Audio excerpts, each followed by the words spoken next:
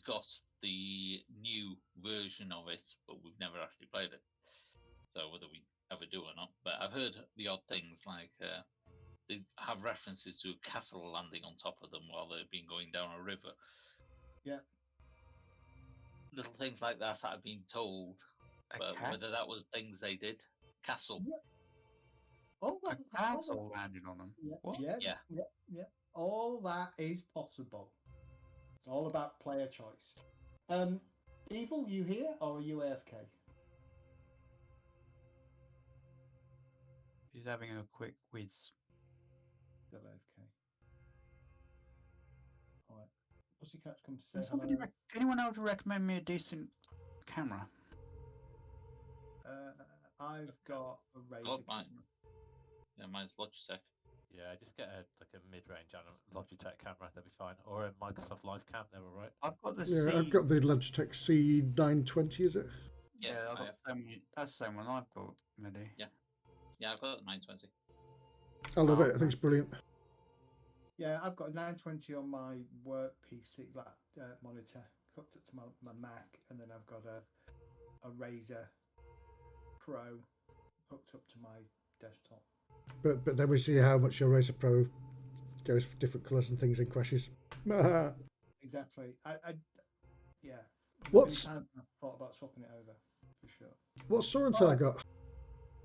I don't know what Soren's got, but he's having the same kind of. It's weird, isn't it? Yeah. Most of my problems have gone, but now he's having problems. Probably just graphics drivers that are doing. Oh, maybe it's because you're two on the same stream together. No. Maybe.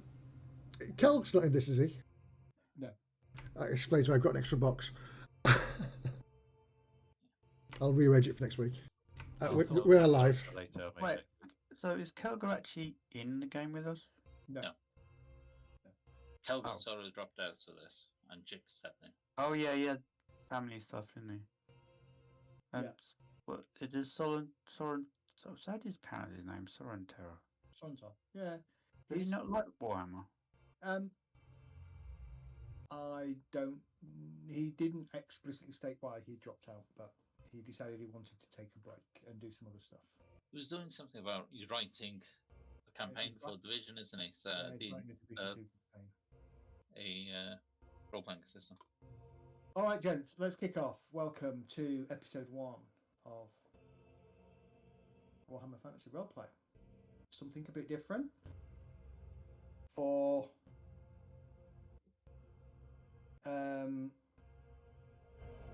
the summer. For those people who are regular watchers of the stream, we haven't abandoned the D&D campaign. We will come back to that hopefully over the winter. But for now, I decided to run something a little bit different. First up, I just want to call out the music that you hear throughout this is by a gentleman named Ian Fisher, Tabletop RPG Music. He has a Patreon. Recommend anybody who's looking for good background and ambience for their VTT to look him up. There is a free module available for Foundry, but I really recommend you throw him some pounds for his Patreon because he does a lot of good sort of extra loops and stuff like that, which makes it awesome. We have a new player joining us this time round, Chick, as he is known. So welcome to Chick, to the Madhouse. In terms of, you guys, other than Chick, you all know how we tend to play. Most of you are not familiar with this rule set. Some of you have played Warhammer Fantasy Roleplay back in the 80s and 90s. We are running the version 4 rules, which is Cubicle 7, and eventually we'll get to the Enemy Within campaign. Just a couple of comments. There are 7 players, which makes it a little bit challenging, especially when things get exciting. Try not to talk over each other, please. Just give people a chance to have their say. Make sure Jet's not asleep. The usual kind of thing. And Dart, if you're going to stick your head around a wall, please make us know that you're not just going to step out and the usual kind of stuff. But it's all good. Other than that, we'll just have fun, right?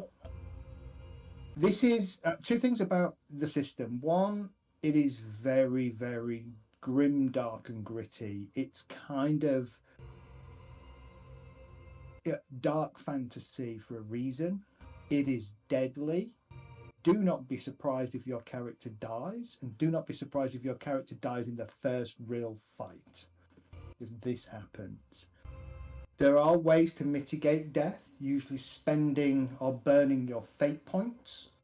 That stops you from dying at that point, but renders you unable to participate in the scene until the scene completes. If that happens, we'll give you some options and you can choose whether you want to do them or not. And the other thing is, again, this is not D&D where you perhaps bounce from one fight to another fight in a dungeon crawl. This is very much a story-driven, political RPG and story that really encourages you to role play amongst yourselves, which is something I love listening to you all do, certainly during the D&D campaign. So we'll continue to encourage that. Otherwise, Okay. let's have some fun. Why is Don't everybody we- pick my favourite colour to be their player colour? You can be whatever colour you want, Doc. Just change your colour. Change your dice. I think we've got the 3D nice dice enabled, I think. Yeah, looks like it. Yeah, we've got Dice So Nice enabled. Yeah. All right. How do I change my colour of my dice then? Go to the cog game settings. Yep. You should have you should have configure settings, Yep. and one of the things you should have access to says Dice So Nice. Yeah. Yep. Got it. Click on that. You can go 3D dice settings, and you can change your dice to whatever color you want. Typically, the color is linked to your character. Yeah, I card. kind of guessed that because it was blue. Yeah, I'm going to go with a nice rustic. Actually, I'm going to go with a Moore's Leap kind of effect, I think. Let's be, Lovely. let's be chaotic for a change. Bit of magic cheese. Exactly. Magic cheese. Oh, they're nice. Cool. We've got serious, all the serious stuff sorted now. Let's rock. Yeah. Let's get stab someone. Right. Let us. Yeah, stabbing is optional in this game. Oh, Until it's not. And then that- you like unleash hell. Beautiful. I'm going to go with Moore's Leap green. Cool. Nice to see you all. Anyway, let's go. All right. All right. Question for you all first. Actually, I should have asked this earlier, and it was my fault. As a group, do any one of you want to declare you know somebody else in the group, or do you want to all be thrown in at the deep end and not know each other and get brought together by happenstance? Up to you, Kath. I'm happy to know you. Yeah. Yeah, that works fine. Wait, what do what? Why you sort of similar characters then? Well, we'll find out. I don't know any of these people. I've never seen them before in my life. No, I'm the Yeah, same. me I'm just neither. delivering the No messages. lawyer present to prove it otherwise. All right. It's a good way to start. Not really knowing each other is always fun. Okay. Let us begin. So, unlike usual, does that make sense? There's going to be bits that I'm going to read out to you exactly as it's written, only because there's a lot in here that sets the scene. As I mentioned, we're going to run through the starter set adventure, which is called Making the Rounds. Dart has already read it, so I'm going to make sure he doesn't meta game. No, I haven't actually read it. I just skipped through it because I realised I didn't read it. So No worries. You just Winding you up picked it. again. Winding you up again. So I'm going to read through some of this, set some scenes. The way this is laid out is it walks you through how the rule system works. So you'll find out gradually, and we'll introduce more rules, more as we go through sort of tonight and into next week. So the striking fortress town of Ubersreik is situated between the gloomy grey mountains and the depths of the Reichwald forest.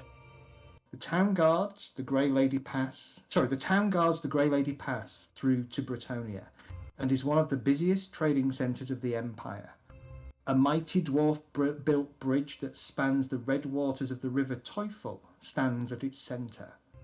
This impressive crossing connects important trade roads from across the Empire and beyond. However, for all its importance, Ubersreik is in turmoil.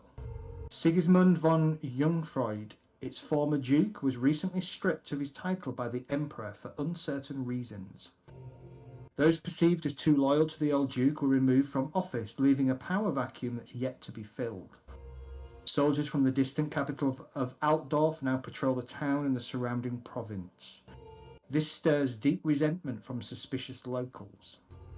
Nevertheless, life continues unabated, and you find yourselves in Ubersreik bustling marketplace, on a glorious spring morning, searching for a decent breakfast. Unless, of course, there's something else you would rather buy.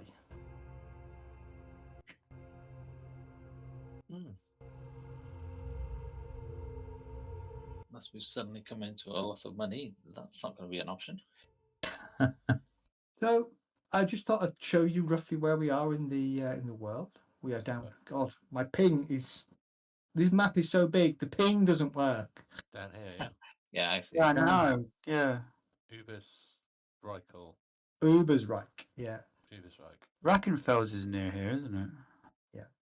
As we zoom Oh, in, there it is. There it is, over there. As we zoom in a little bit further or closer, we get to the immediate vicinity around Ubersreik. Ubersreik being in the middle, of course. Where are all these flies flying around? Oh, it's us. Oh, I need to turn those off because they do my head in. I'll do that for next week.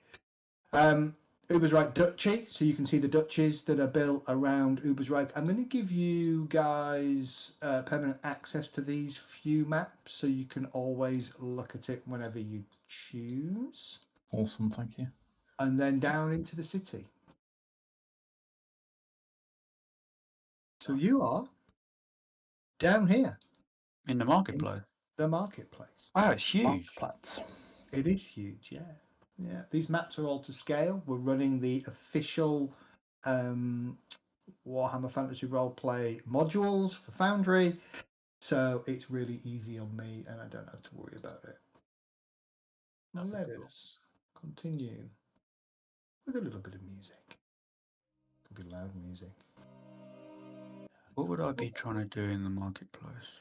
So just to give you some ideas of the kind of things that are available.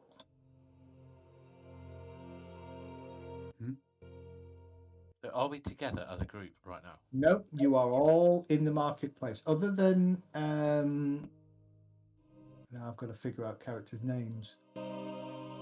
Elgast and Rembrandt. The rest of you are all in the market, but definitely independent of each other.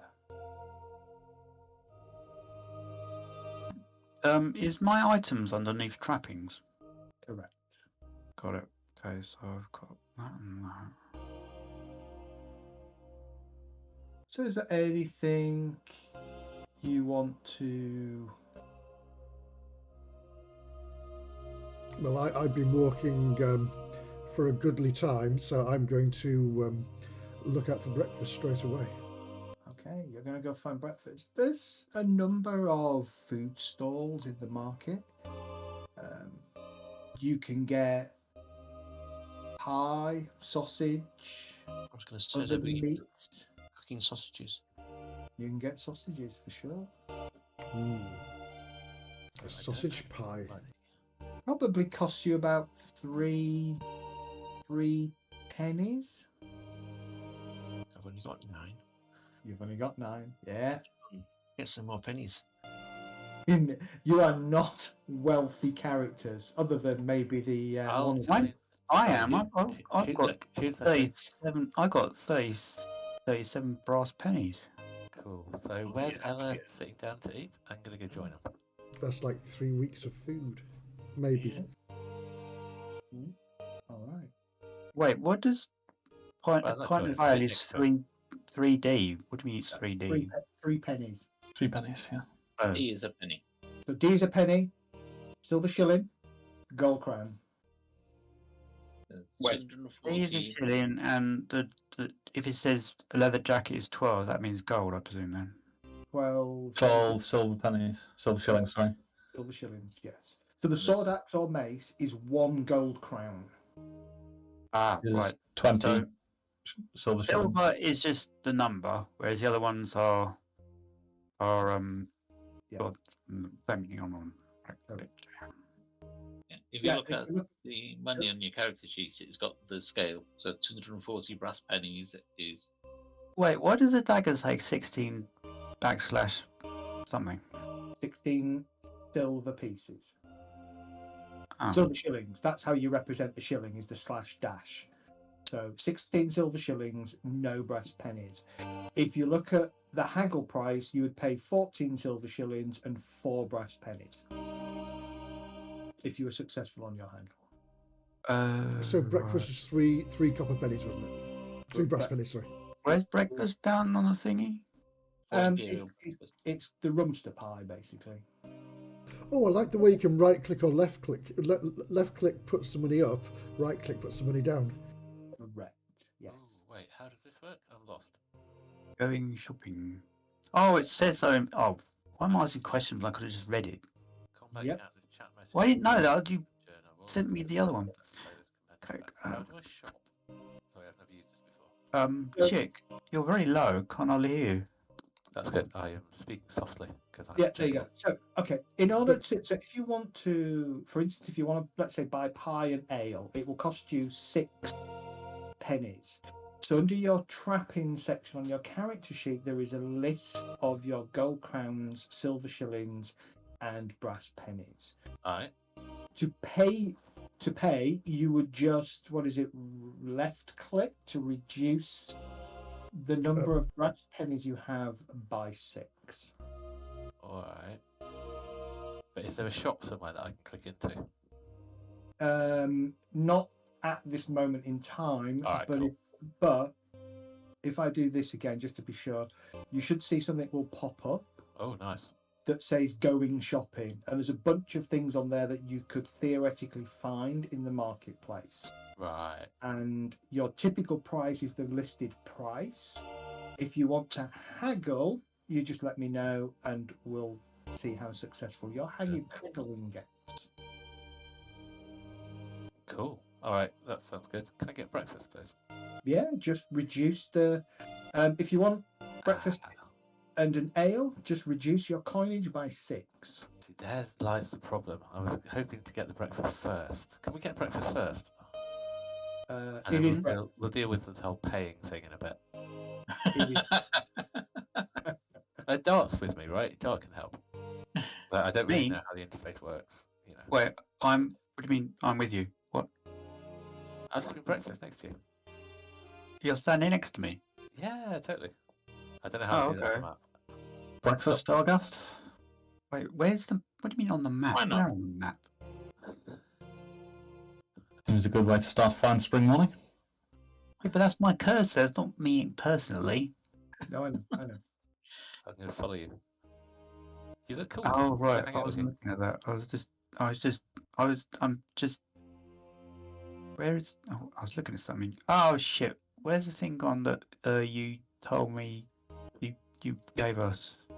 The pop So up. any handout or anything that I give you, you just click the scroll called Scroll. Journal, and you should see available in there. There's nothing in there. Nothing in there. Nope, not a moment. I'm going to look around for the a pie and sausage stand with the most colourful looking locals near it. The market is so it's a sunny morning, spring morning, still a little bit chilly in the air. Recently there was a lot of rain, so the marketplace itself is a mixture of mud, raw, and a lot of animal shit. Standard. Pork, Yeah, pig, normal. chicken, the usual kind of mess. There are a bunch of stalls, many of different colours, all touting lots of different wares. There's food stalls, there's knife stalls, there's weapon stalls, there's plate stalls. There is a number of Altdorf soldiers, quite a lot of Altdorf soldiers to be honest, scattered around the market, wearing their blue and red livery. Generally speaking, they kind of watch, sort of standing a little bit, sort of not arrogantly, but a bit of disdain at times, but generally just kind of impassively watch what's going on around them. Would I have the thingy back? Can I find the old pie stall that we're heading for and go and have a bit of a chat with the owner? Yeah. Find out what's going on with a bit of a gossip roll. Ooh, anything? Yeah. So there's two or three people kind of clustered around a particular pie stall. There's a young lady. Dart, do you want to describe yourself? Well, I would do, but I'd like to be able to see what I'm buying first. Okay, no worries. Because I still can't see that thing in the journal. Well, they're going While you're shopping. doing that, I will introduce oh, thank you. Yes, hi. Wait, I'm a chick. Okay, well, I am 6'4". Very tall. Yeah, but broad you as well, tell, so I'm okay. quite beefy. And I've got red hair, and I'm wearing a hood. And leather jacket. Ooh, we've got all sorts of rumours you have heard on here, Zed. I think you might have shared the wrong one.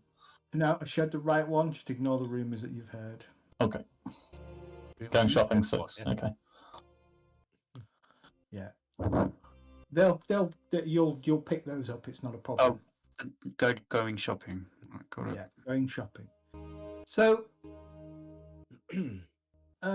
yeah.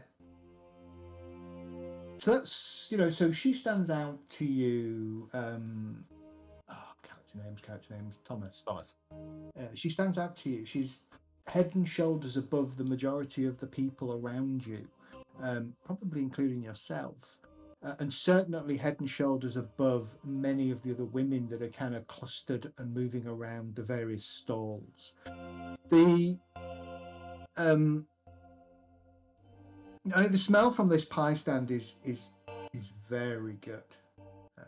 They seem to be doing a good run on a blood sausage pie that's of rather that is being sort of snapped up quite quickly, with a lot of people stood around kind of munching away on it.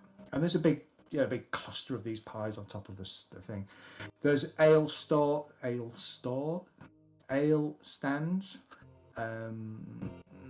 meats, cheeses, bread, and a whole raft of things. So between you all, you can pretty much enjoy a good breakfast. If you've spent any money on your breakfast, undo it. I'll let you have your breakfast today for free. Oh, thank you. Only because, it is when you've only got 4 or 5 brass pennies, being asked to spend 3 pennies on a breakfast seems a lot of money. So 3 gold, that's fine then, yeah, brilliant. Thank you. No, Wait, is there a thing where we tick that we've full up or something? No, sorry? You said does eating actually help us heal No. or whatever? No, not at all. It's just a role-playing moment, Dal. Okay. The other things that you not I tell you what, can everybody give me a perception test? It is a simple perception test. So, let me pick Elgast. If you look at your character, you will have perception on your character sheet. It is a standard basic skill, so everybody has it. If you click on the name, it will bring up a box that sort of just says perception test. It has advantage, modifier, SL bonus, success bonus up on the top left-hand side, difficulty average, roll made, hit location, etc. All right. I don't know where I'm looking. Sorry. Just click on roll. So it's a straightforward average test, yes? Straightforward average. Can't see perception. Sorry. Expand your sheet. Oh, You yeah. might have to grab Sure. your sheet and drag it and make it bigger. Gotcha. It's right down the bottom, or isn't mine? It is always down the bottom. Okay. So this is a simple test. So with a simple test, ignore everything in the that you see in the box other than the roll line. And what you're looking for is well, you can look at the description because it tells you very quickly whether you've succeeded.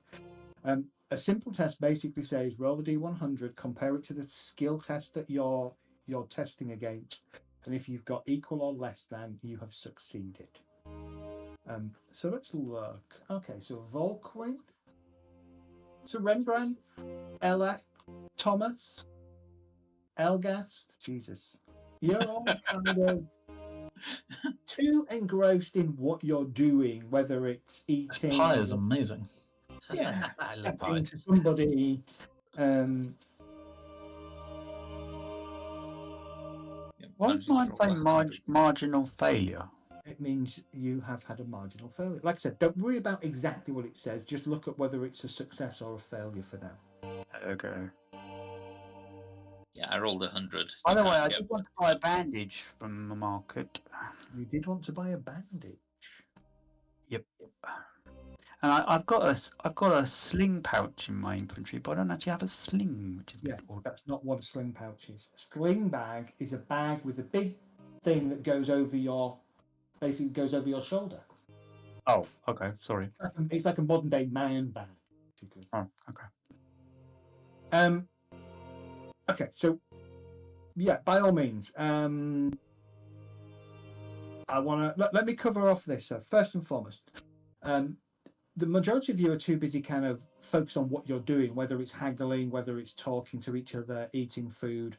Lanwin, one of the things that stands out at you as you're kind of walking across the marketplace is there is a rather colourful, even more so than some of the tents and the stands and the wagons that are serving goods here, a rather colourful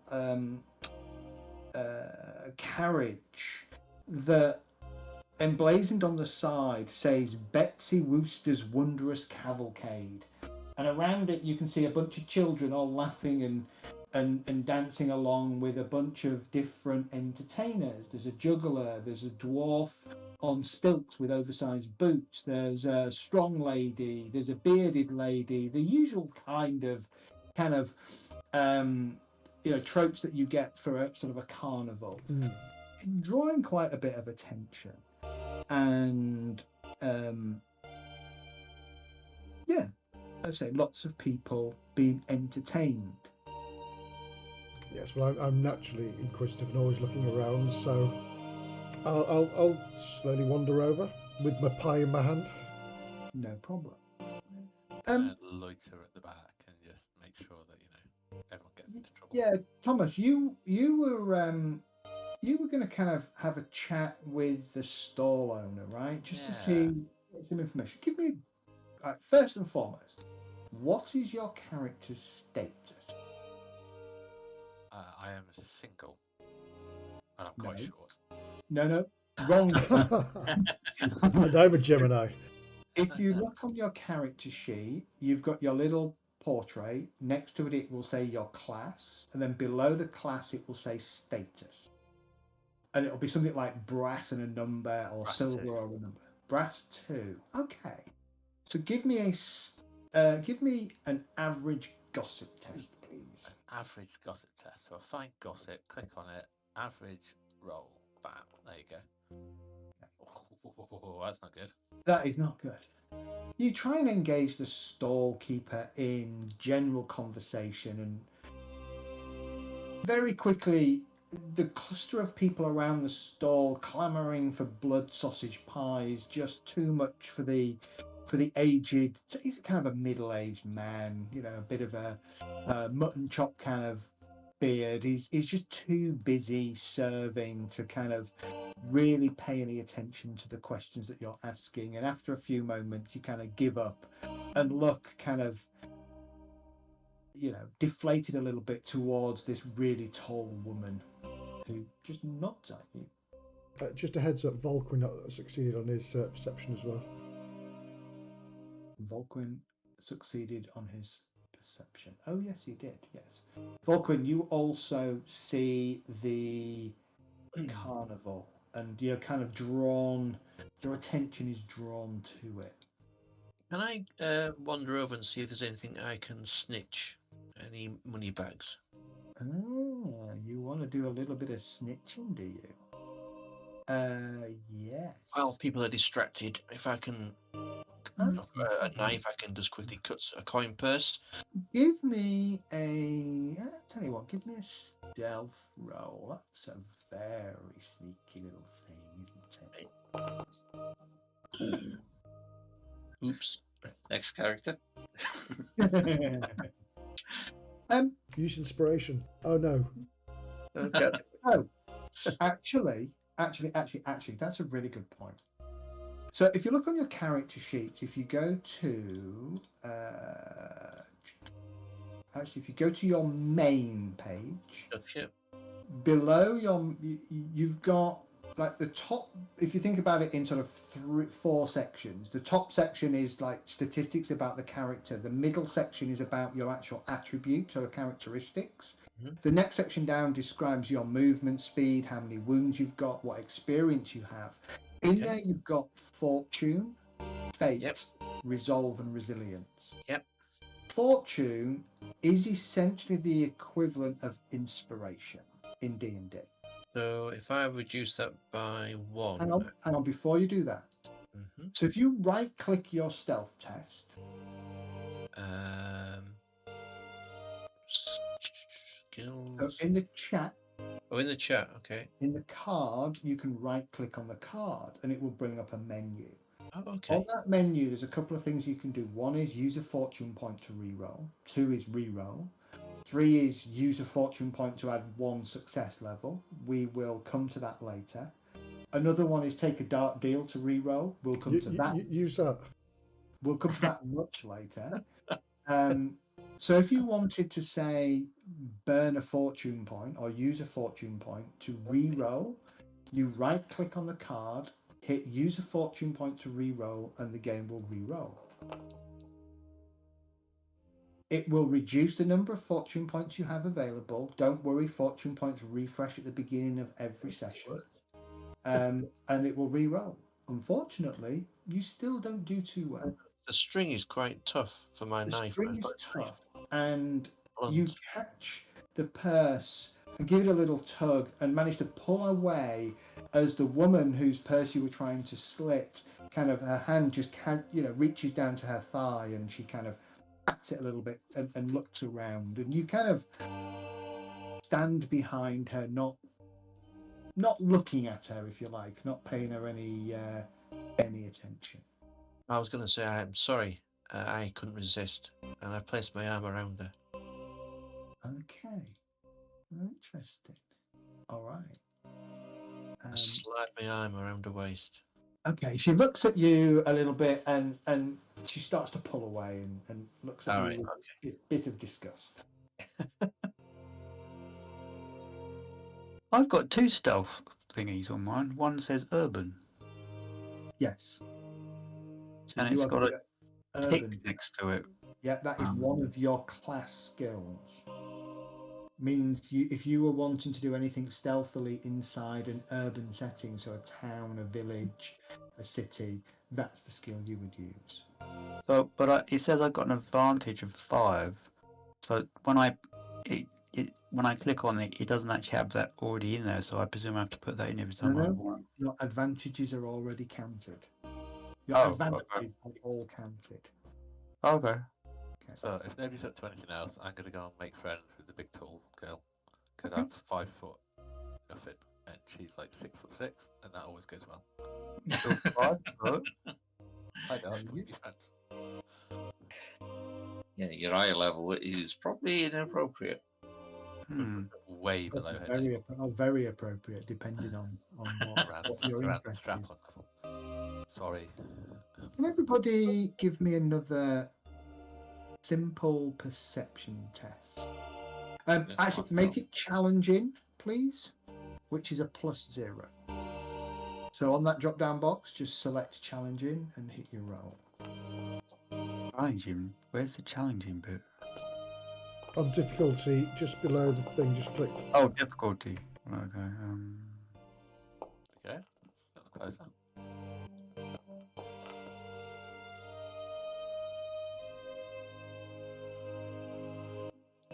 So Hmm, give me a nice. second.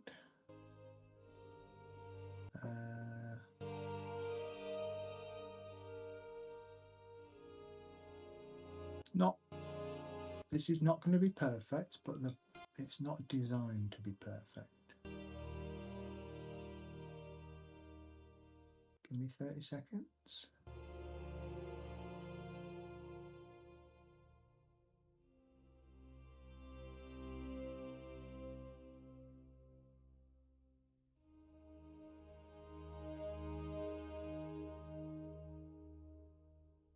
Okay. All right. So you're in the marketplace.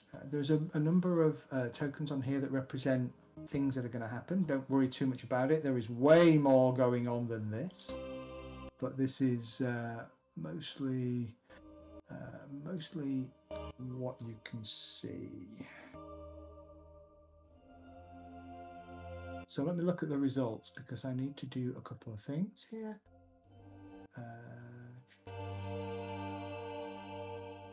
Right. So Rembrandt was a failure. Where's Rembrandt? Here. Oh, here. Okay.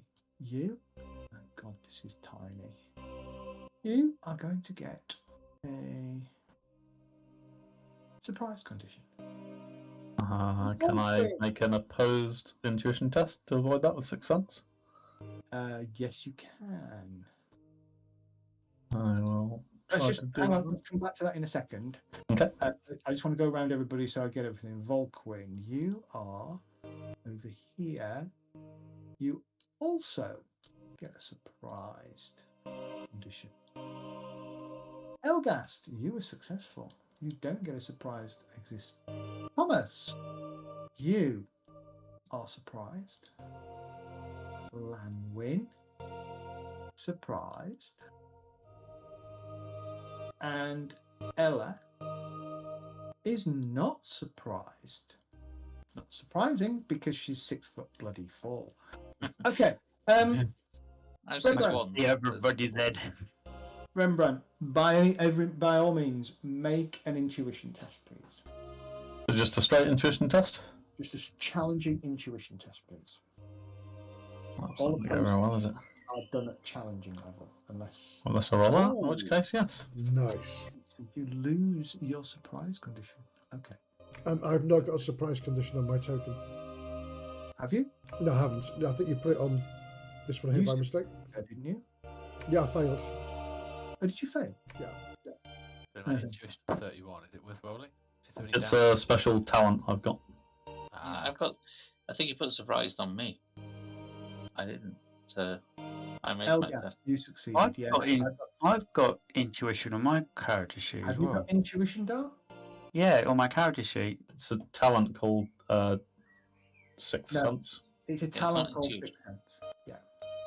Alright, It was Everybody has intuition, but unless you have Sixth Sense, you can't use intuition to avoid being surprised. I have a combat aware. Does that? I've got something called Sharp. You gain a permanent +5 bonus to your starting initiative characteristics. So That's- combat meaning. aware. Oh. Make a challenging perception test, please, Volkwyn. Okie dokie.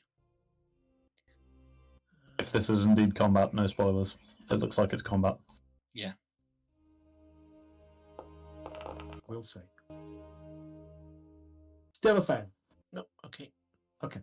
All right.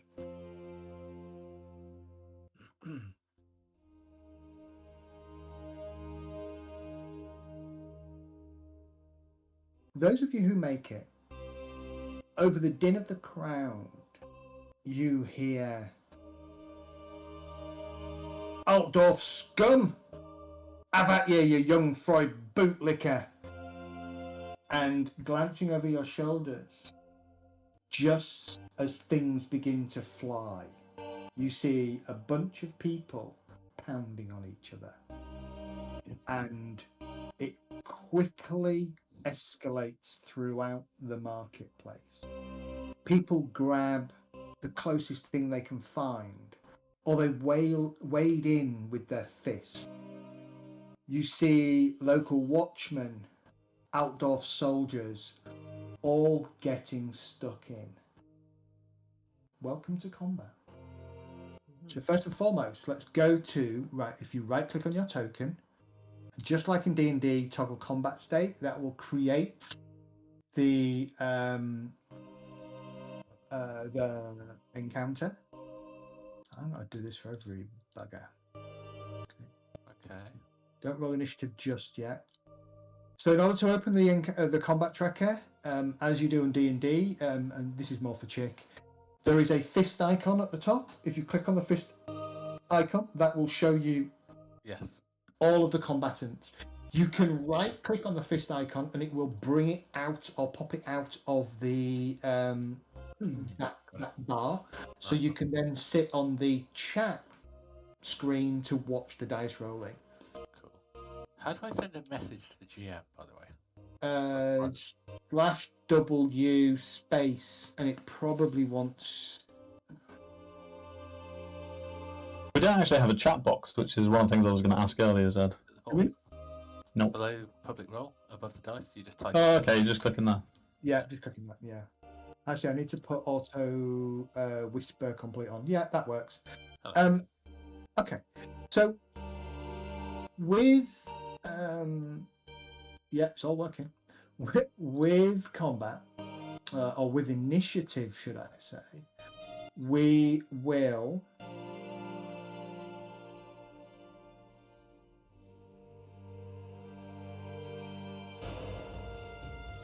Let's go to combat, shall we? We will... So, with initiative, there's a couple of options. One is you always go in the order of your initiative score. But what we tend to find with that is you can pretty much predict, if you've got a low 20s initiative score, you're always going to be going at the end of combat. You can't influence it in any way, shape or form. So what we actually do is we use one of the alternative rules, which allows you to roll against initiative and count your success levels. Just for the moment, don't worry about what I mean by success levels. I'll explain that as we go through combat. So just for now, click on the dice next to your name in the combat tracker and roll for initiative. And I will roll for the NPCs.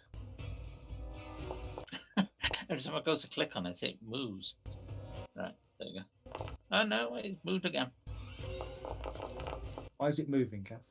Because other people are rolling and it's pushing my name down. Yeah, there's a lot going on. There wouldn't normally be this much people, but there's a lot going on. Okay, so if you notice that, Elgas, for instance, has initiative of 2. There's a Brawling Horde with 2, and then we've got down at a Brawling Horde with 6, and Volquin at the bottom with 5. Jet being last, as sometimes happens. That's right. So those are success levels. So what that's doing is it's looking at your dice roll and comparing it to the stat or the skill that you're rolling against.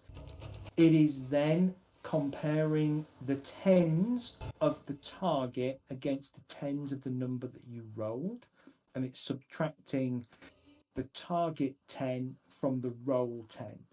So if your target was 50 and you rolled a 70, you'd be on a -2. If your target was 50 and you rolled a 33, you'd be on a +2. And that's how it's calculating success levels. The formula that it uses is a little bit more complicated here. It shows you the formula, which is, it doesn't make a lot of sense. You'll see it better as we go into combat. Those of you who are surprised do not get to act in the first round. You're probably going to get a pie in the face or a piece of, somebody's fist in your stomach as combat breaks out. So let's go through this. So Elgast, you are not surprised. You look over your shoulder and you see what appears to be a slightly portly gentleman with a big grin on his face, half a pie hanging out of his face, running towards you with his fist, laughing as he does so. So that'd be this guy. And yes, for once, if you really want to, you can target another player. Come on, go full witch hunter. Pull a pistol out and just blow his head off. Hold on. Bear in mind, you are in a city. There are guards and stuff around. Those of you who are not surprised will notice immediately nobody pulling a weapon. So the soldiers that are piling in with fists. They're not piling in with swords or halberds or spears. You will see a few people in the crowd with swords and stuff at their side. Everybody's going in with fists, loaves of bread. Do the soldiers look slightly entertained? The guard? Yeah, they're getting stuck in because it looks like it's a bit of fun. Right, gotcha. Okay. So do I need to move? If you want, have a go at another player. It's entirely up to you. This will be the one and only time I'll let you do it. Yeah. Nah, I've got to punch the guy that's running at me. All right. He's looking to come at you and with a big grin. The stall owner is kind of, you see on the face of the stall owner this kind of look of, oh no, not again. And he starts to grab his stuff to try and get it onto his stall away from the tables out front. Which stall owner is that that's hiding? It's the one over here near these guys. What's he selling? He's just selling pie and sausage. Blood pies, yeah? Yeah, well, the blood pies are all over the place, but the one you were at was this store down here. Blood pies all over the place, right? Okay. Cool. Yeah. At the moment, pies aren't all over the place, but they're going to go all over the place very quickly. Right.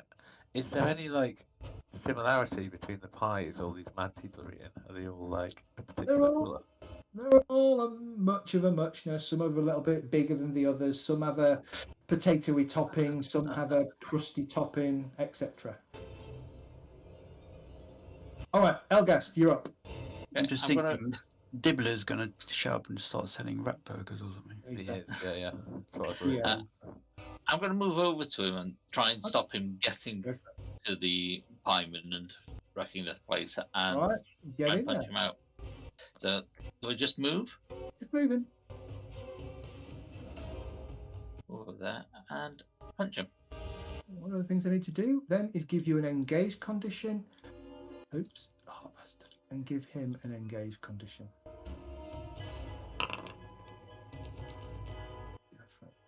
All right. So, combat. How do we do combat? Right. Oh, I see what you're asking. Give me a perception check for sure. Just a challenging perception check. Okay, so open your character sheet. Go to the combat tab. So my question to you is, are you going in deadly or are you just going to go in and join in with the fun? I'm joining with the fun. I'm going to use my fists. So if you look at the top where it says melee weapons on the bar, there is an icon that is a fist. That is your unarmed skill. Right. Okay. So you can, first of all, target as you do normally. Do we need to make the challenging perception test first? No, not you. That was somebody else who specifically asked me. So right, okay. Make a challenging perception test, please. Hey, me. Sorry, I kicked your shell. That's right. So right-click and target as you do normally. There we go. Now roll your unarmed skill. So that would be this will be slow tonight, folks, but it's all about teaching you the basics of the rules. So will this be rolling my brawling skill? Will use your brawling skill, yes. There we go. So it's just a normal average difficulty? Yeah. Don't use your brawling skill, use the fist icon. Yeah, I did. But it's brought up skill, melee brawling as skill it's going to use anyway. Correct, yes. So just click on roll. Always challenging, always challenging for combat. Okay. Thomas, no is the simple answer. It's not what I think you were thinking of. All right, cool. Cheers. All right. So let's just digest and can everybody see Elgast's role there in the chat? Yep. Yep. You can see it completely. Okay. So he's rolled an unarmed test. His roll is 16 versus a skill of 48. If you notice, it says SL, which is 3. So if you look at 48 is the target, 16 was the roll. Take 4 from 1, or 1 from 4 leaves 3. A weapon has a base damage, and you add your success levels to it. So in this instance, he would have done 6 points of damage. It's a success. He hits the guy in his left arm, and the weapon has the undamaging flaw, which if you expand or click on it, it basically says all armor points are doubled against undamaging weapons. You do not automatically inflict a minimum of 1 wound on a successful hit in combat. However, the opponent gets to choose how they want to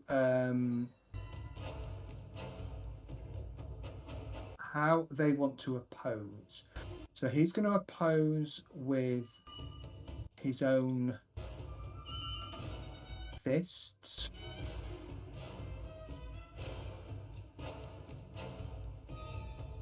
Okay, so that didn't work. Right, hang on a second. I think I need to target you as well.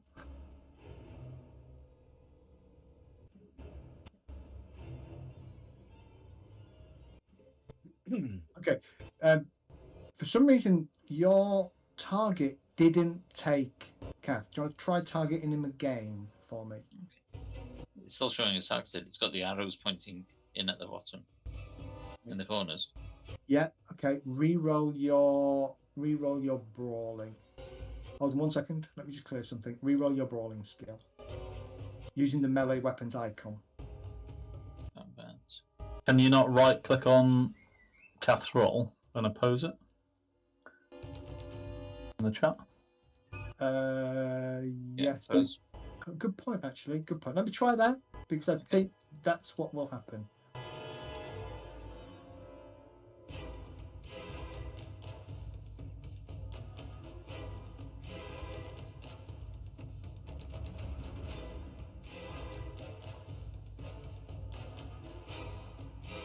Yeah. Okay. So as you go to punch him, he basically brings up his arm and blocks your punch, and then steps back with a grin on his face. Okay. So, what did he roll? Because we don't get to see that. What you've just rolled. So he rolled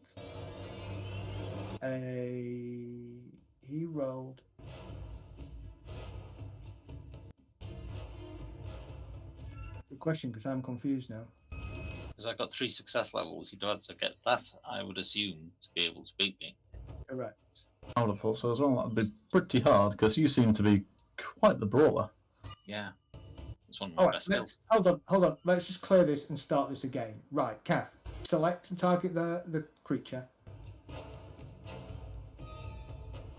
Reroll the brawl. Combat. Yeah, I shouldn't need to target you, so something didn't work. Challenging. Roll. Let's go roll again. That's what I was looking for. So if you notice it, I don't know if you can see, it's popped up an opposed test.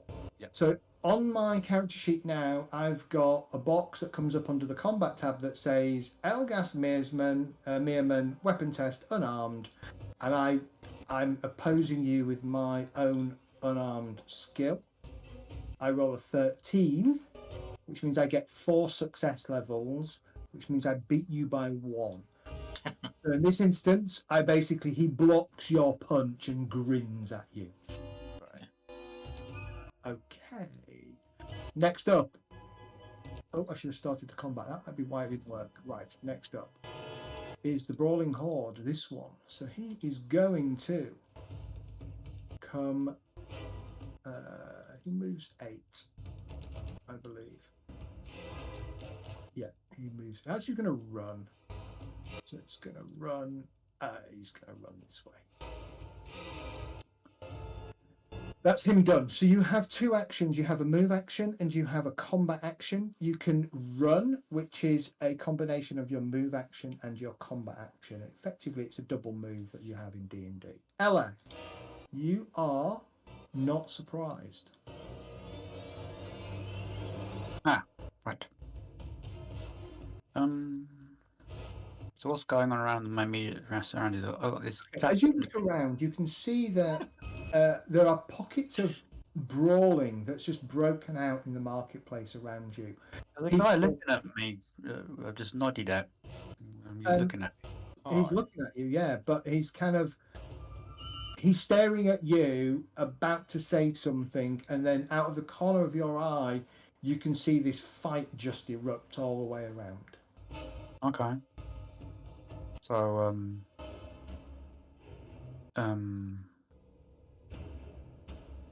right. Just I'll I'm gonna hide him because he's not visible yet. Didn't realize he wasn't showing. So what's this guy doing over here then? Again, it's just somebody that looks like they're eyeing you up, ready to charge at you to kind of grapple you and wrestle you down into the mud. Oh, well, I'm not having that. I'm gonna go over there and block him one. All right.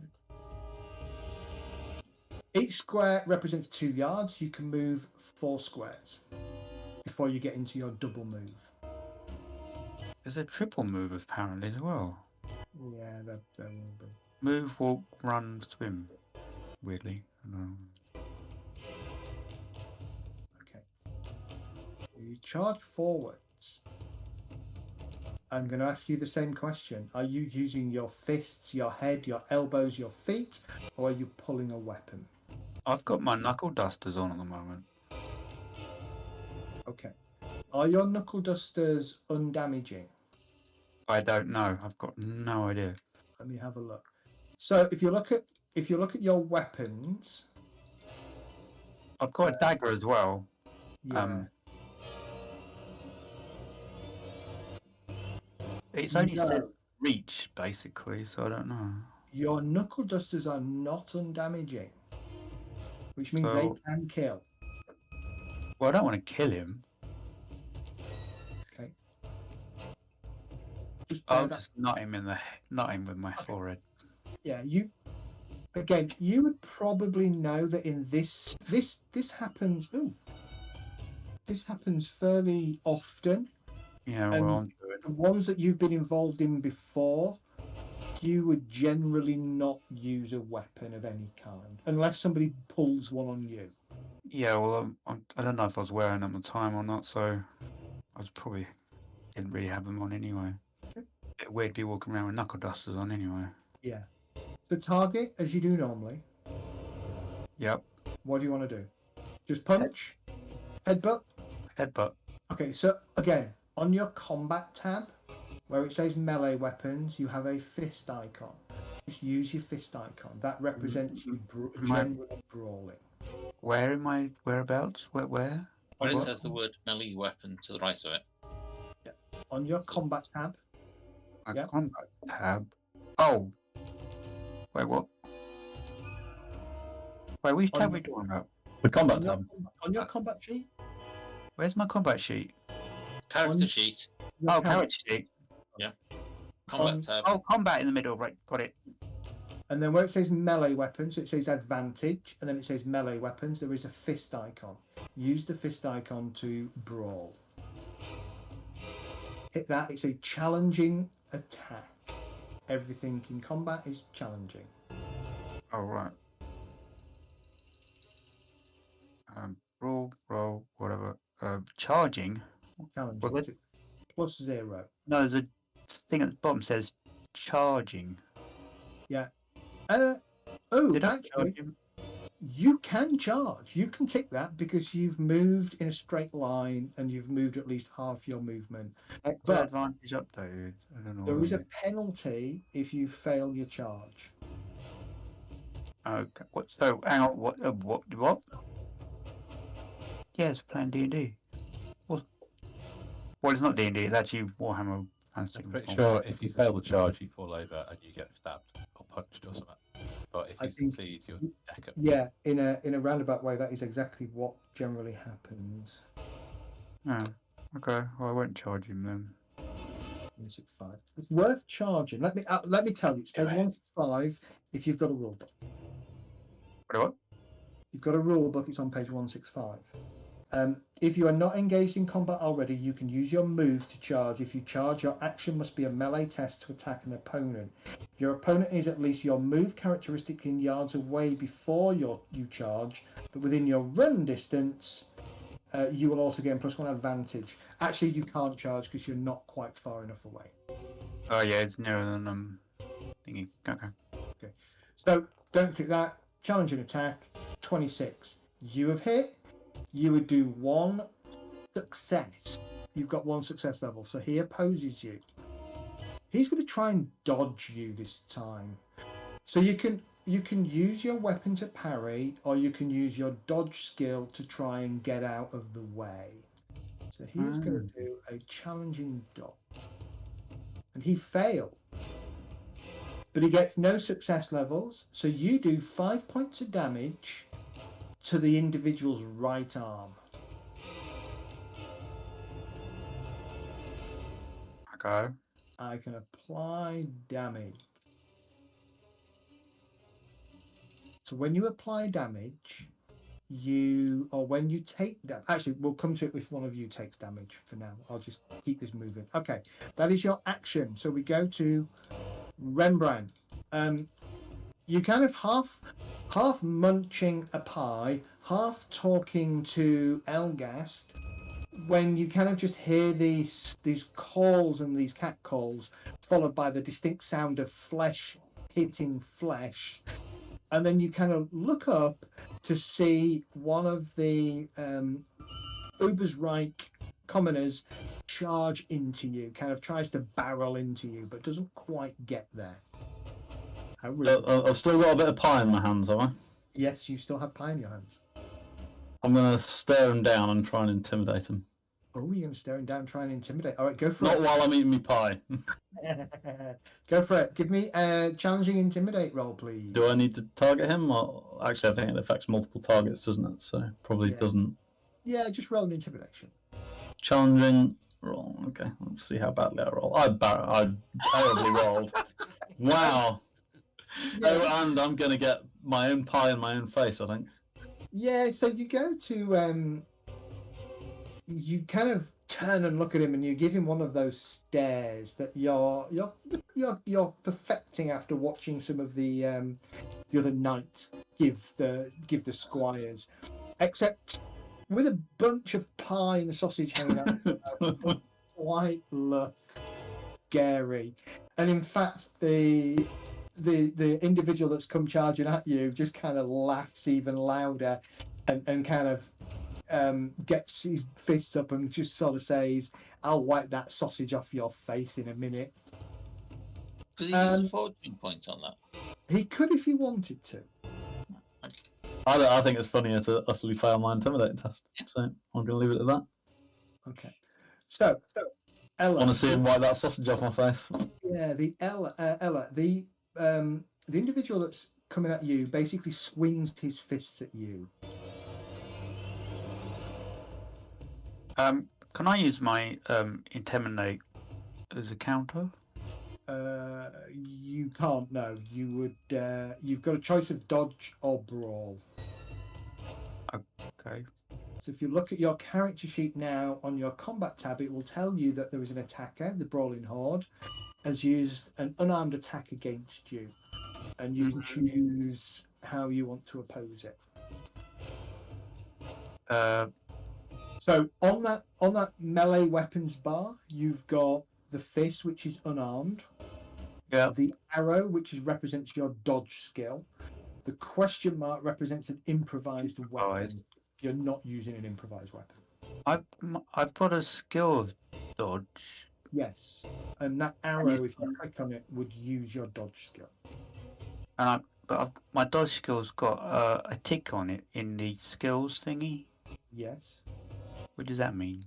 The tick means it's one of your class skills, and the fact that it's ticked means you've got 5 advances and meet the requirement for number of advances for your class tier.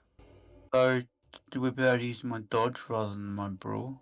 You can absolutely just click on the arrow on that melee weapons bar. Okay. Detail. I don't know what that means. Again, it's a challenging roll. It's always challenging. Because I got an advantage. You did have an advantage. You don't anymore. Okay. So first of all, do you want to fortune it because you failed? You try and get out of the way, and you kind of inadvertently move in the exact same direction that the man is kind of swinging his fist at you, and he's going to connect. Well, actually, Okay. he's not. He's not going to. He's going to kick you in the right leg. To be fair. Right. Okay. Do I want to use a fortune? Did you say? Do you want to fortune it and re-roll, or do you want to just accept it How do you get fortunes back, by the way? at the end of the following session? Oh, The okay. beginning of the following session. All right, I'll use one of them then. Okay, so if you look at your roll, right-click on your roll on that roll card, and use a fortune point to re-roll. Use a fortune point to add. Re-roll. It says add +1 SL as well. Yeah, that's an Yeah. alternative option. I wouldn't do that. Okay. Still fail. No, he won. She won. So, for a brief second, you feel you kind of shift your body, and you see the look of joy on the man's face as he thinks he's going to kick you in the leg. But you raise your leg out the way, step over his leg, and grin as you kind of stare down at him. You dodge his attack. Nicely done. Next up. Okay. This one comes charging in against Rembrandt. Yeah, I'll get used to names in a bit. So he's going to be engaged. Now. Damn it. Now. This is a little bit... Got some benefits because he's got some allies, right? correct. I'm outnumbered. You are indeed outnumbered, and I've just messed up my dice rolls. Yeah, he's there. He needs to. I need to move him. What was he with -2? Okay. Yes. So he's going to target you. Now he does get a benefit, and it's not advantage. So, if you think about D&D, where you have, the classic advantage, if you're diametrically in line with one of your allies, you would get an advantage on your attack. In here, the way the combat system works is the more people that gang up on a single person, or the more that one group of people outnumbers the other, it confers bonuses to your combat. So he's going to come at you with his fist. He is actually going to get a +20. So this is going to become an average test, because he gets a +20 for outnumbering you 2-1. He goes to a +40 if you outnumber 3-1. May I ask a question? Yes. The +20 is on the target roll, isn't it? Because we want to go lower. The So +20 originally is it said on the the target is 30, but if it's +20, the target's 50. Is that right? correct. That's right, yeah. Nice. Okay. So he comes in and he misses. Well, no, he hasn't missed yet. I'll explain that in a second. So, Rembrandt, you can oppose him. How? Again, if you open your character, if you look at your combat tab. Okay, brawling horde, weapon test, unarmed. Right, gotcha. Yeah. So you can choose, again, where it says melee weapons, you've got the fist, so you can come back with a punch, or you can use a dodge.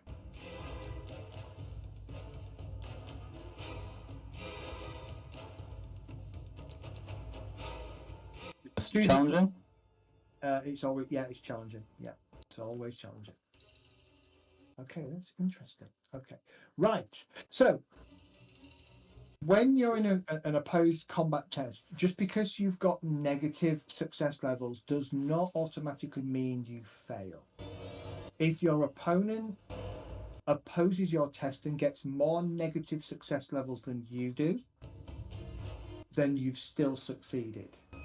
But for each negative success level you get, it lowers the potential damage that you can deliver, and it kind of represents maybe a weak blow or partially deflected or something like that. So in this instance, the brawler manages to connect with your body. He kind of hits you in the midriff. It's absorbed a lot by your armor. So I'm going to apply damage and I'm going to walk you through what happens. Can everybody? Nobody can see this, can they? So let me reveal this to everybody so you can see. So the Brawling Horde beat Rembrandt by 0 success levels. So that means the base damage is whatever the brawling base damage is, which is 3. It's actually not 3. It's based on your strength. There's no success levels to modify the damage, so it would be 3 points of damage to the body. When you apply damage, you remove, first of all, your toughness bonus. In this case, Rembrandt's toughness is, 42? Yep. Your toughness bonus is your 10's value, which is 4. So it takes away 4 points from 3, -1. You then look at the total armor in the location that you're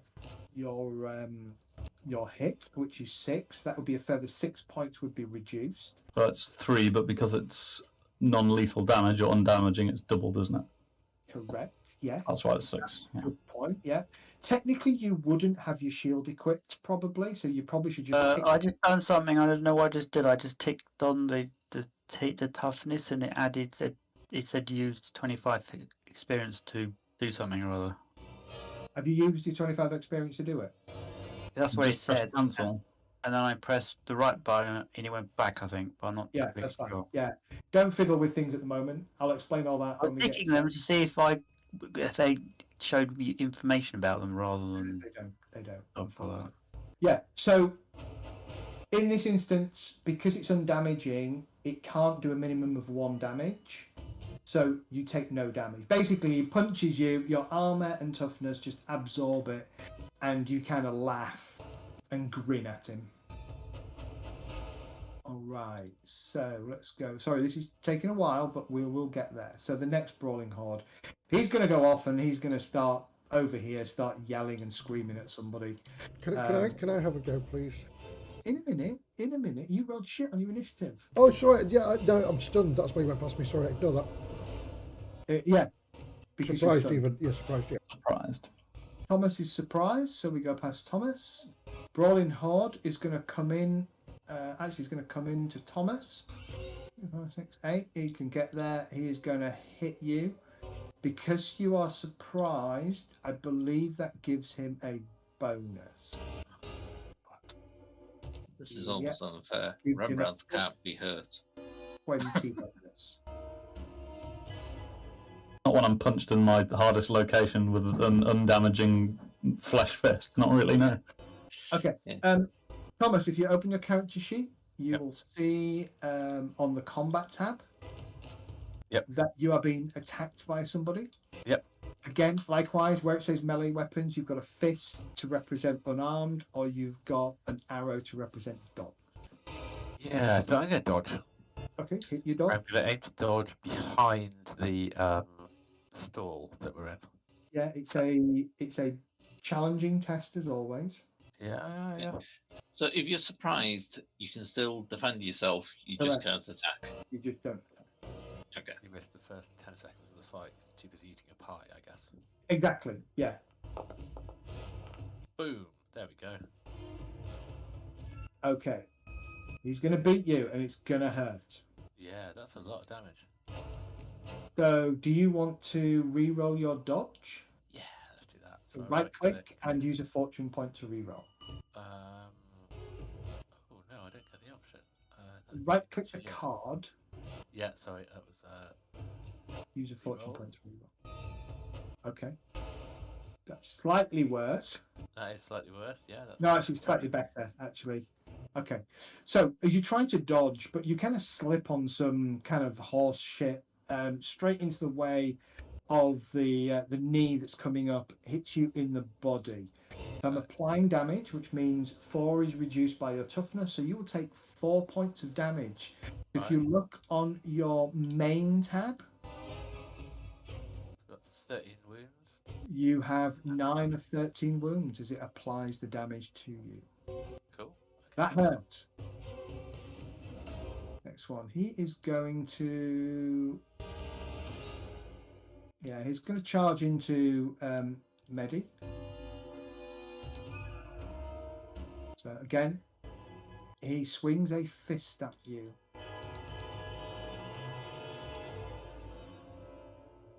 Okay, that's really going to hurt. Okay, Medi. Yes, sir. On your character sheet under combat, you will see you're being targeted. Indeed. You can again choose your fist or your dodge as you fight back. It'll be my fist. Oh. No, I can't fight back because I'm stunned. I'm surprised, sorry, yes. Dodge, in which case... Oh, you cannot defend yourself. Oh, okay. No, because I was... I can dodge though, can't I? Because I was surprised. No, you have been caught unawares and you aren't at all ready for what's about to hit you. You can take no actions or move on your turn and cannot defend yourself in a opposed test. Oh. So you are going to take... It's gonna hurt. 9 points. Oh. Actually, how does this work then?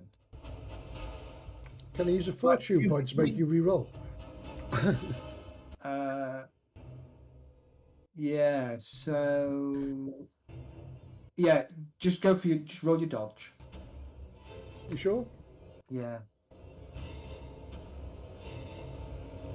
Technically you can't, but it... It's a very good dodge. Nice. Yeah, it's very good dodge, right. Okay, so you're going to take...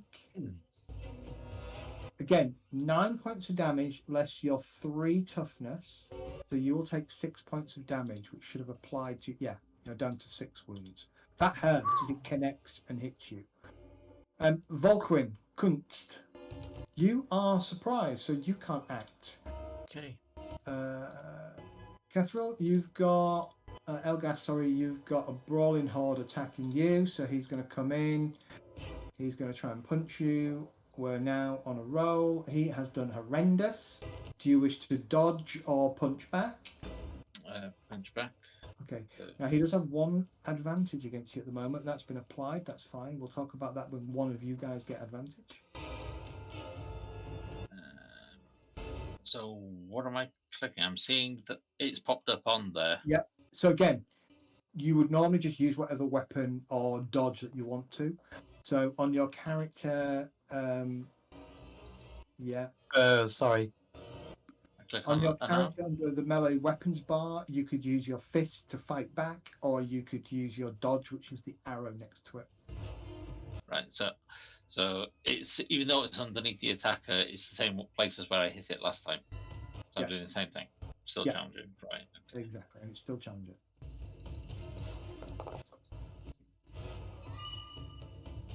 Okay, so here's the interesting thing.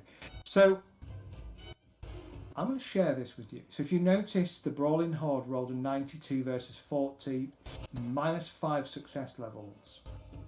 You rolled a 96 versus 48, minus 5 success levels. Defender always wins. Ah. So you basically swung back and managed to parry his blow with your arms. And then the last Brawling Horde is going to come in, charge against the somewhat unexpecting it Vulcan. Volquin. Again, this is going to hurt Volquin. If he hits you, of course. I think he gets the advantage because I'm surprised, yeah. Yeah, he does get the advantage because he is surprised. Okay, -1 success level, 2 damage. Yeah, just roll. No, I can do that. Mm-hmm. Yeah, I can skip past by clicking the down arrow. Volquin won against you by 1 success level. I can apply damage. No damage values.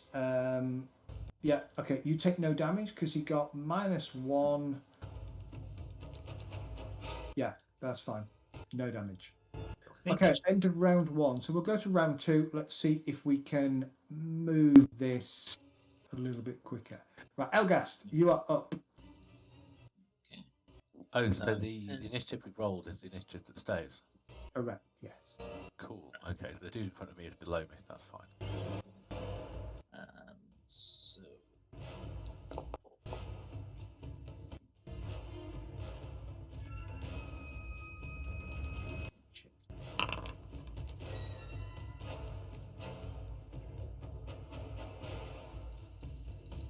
Right. You'll see lots of things happening as I'm fiddling with statuses here.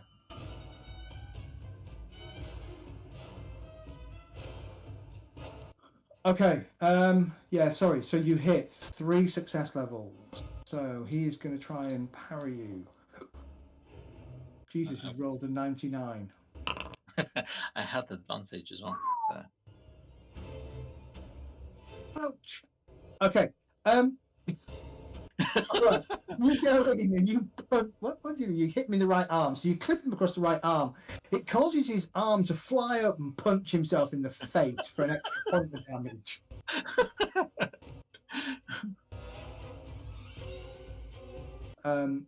He actually. Ooh. Okay. So what that should have done. So you won that round. You won that particular opposed test. Your character should now say you've got advantage. You've got 2 advantage. Yeah. So each time you win an opposed test in combat, you gain an advantage. The maximum number of advantages you can have is equivalent to your initiative bonus. Each advantage is worth +10 to your dice roll. does it automatically count this? Because I still rolled it as challenging. Yes, it automatically counts it. That's fine.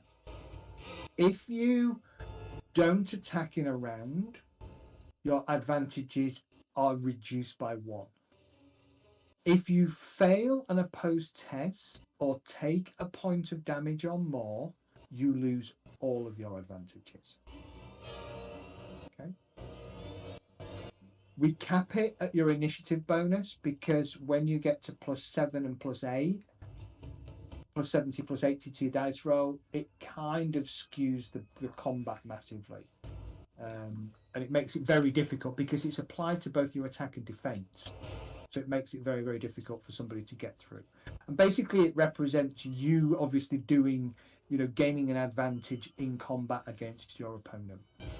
Okay, nicely done. So we go to the Brawling Horde that is targeting Rembrandt. He is going to swing his fist. Has no advantages. Straight up.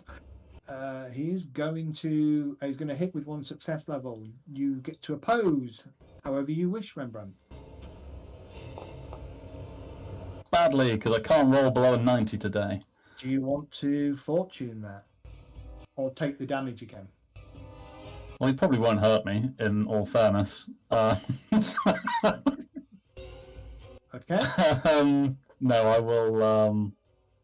will use a fortune point just because I haven't, and a 98's a terrible roll. That's better. Ooh. Gene is awesome. So you actually won. So again, you basically grab something off the table near you and slam it into his face as he swings at you, putting him off. Empty pie tin. Yeah, you can chuckle away. Ella.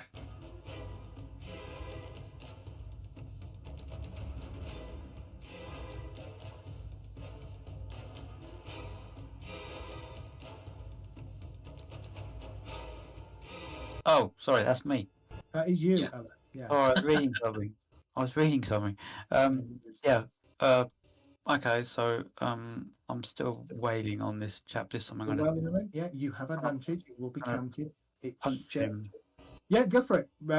Hit your unarmed. I have It's a advantage. It's a challenging roll, but you have advantage. That gives you an extra 10 to your dice. Why roll. do I have advantage? Because you 'Cause you- beat your last opposed test against that creature. You won. Oh, okay. But you don't add that in; it automatically does that for you. You just Right, yeah. got it. Oh, is that why it says? It says. Oh, right. Go on. Okay. You still have a chance of winning. It's just not a great strike at the moment.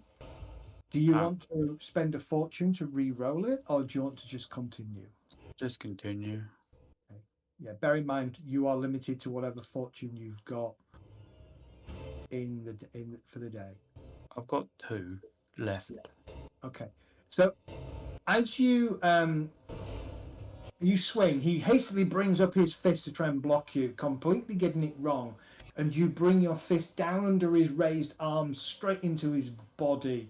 You hear a great breath of air as he kind of goes, "Ooh," and he takes 5 points of damage. Wait, I thought I just missed him. Ooh, that's what I'm saying. Just in combat, just because you get a negative success level doesn't mean you miss. Compared against their success level, you see. Correct. He got -6. Minus 6. Yes. I got -2. I need to find out what the success level means because it's confusing. It's the tens value of the difference between what you roll and the number that you're targeting. So if you look at your roll here, you roll 69. Yeah, against 48. So if you take 6 from 4, it's -2. Oh, right. Okay, so that's where the -2 comes from.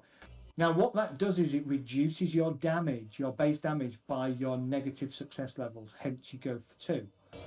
If you look at the Brawling Horde, which So I just you revealed, normally do 4 damage in a brawl then? correct, yes. Average. Right, If got you it. look at the Brawling Horde, he rolled 90 versus 30, which is a -6. So you add the I can't minus. actually see what he rolled. You can do because I've just made it visible. Scroll down. So if you look, he got -6 success levels. You got -2. If you go -2 -6, it gives you won by 4.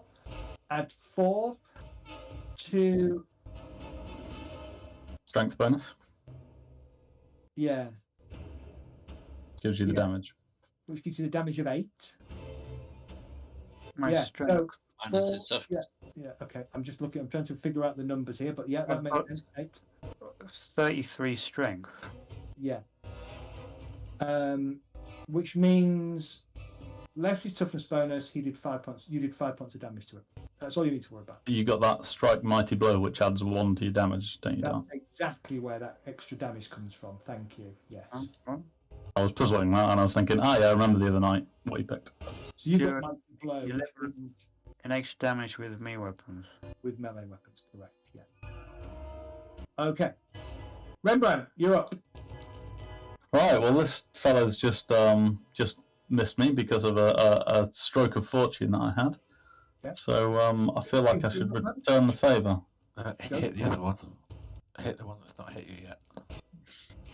Well, it's going to hit. 1 success level. I'm going to oppose you. He's going to try and dodge out the way. Clearing the pie from his face, he tries to dodge out the way. He fails miserably.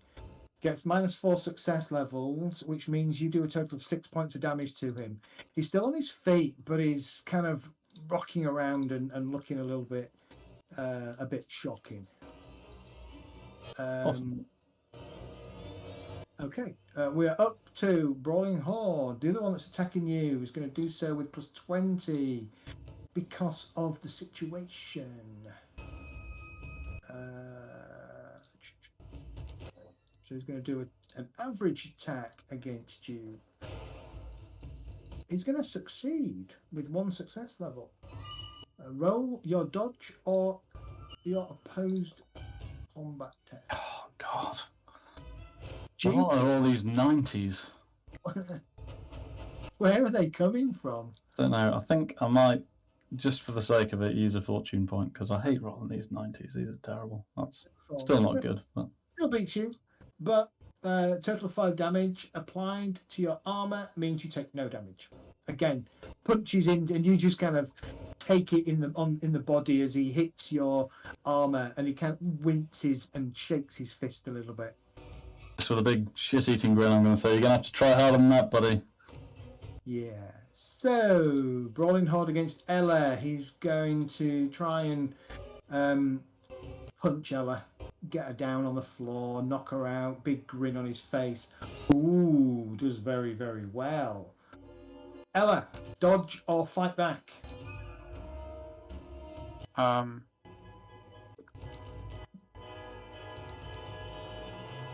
just thinking which is better.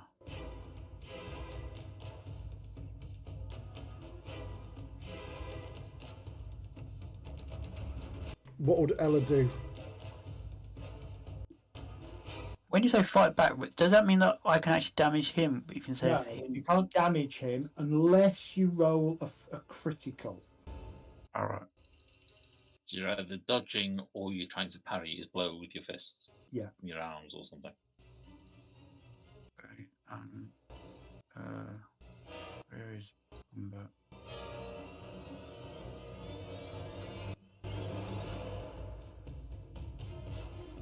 Jeepers, is that the time? Okay.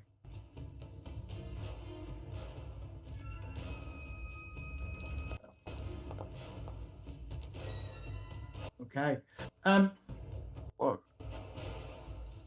You fail quite badly. You kind of, again, you slip, putting yourself off balance. You take the blow to your stomach. 94. Jesus. You're going to take 6 points of damage after your toughness bonus and armor is applied. That hurts. How much? 6. Langwing, you're up. Indeed. He's just hit me, and I'm not very happy about it. I'm just enjoying my pie. Yeah, watching the circus. Watch By the the way, glancing over to where the circus is, you can see a really tall man just wails on one of the crowd. As the man goes down, he kind of pulls on the tall man's jacket and it spills open. And 3 halflings, one on top of each other, jump out. Oh, God. That's good.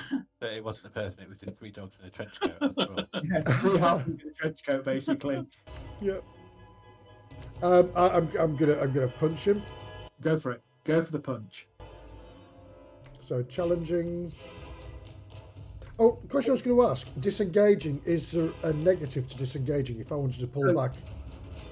Disengaging depends. If you've got advantage, you can spend all of your advantage to disengage and just move your distance.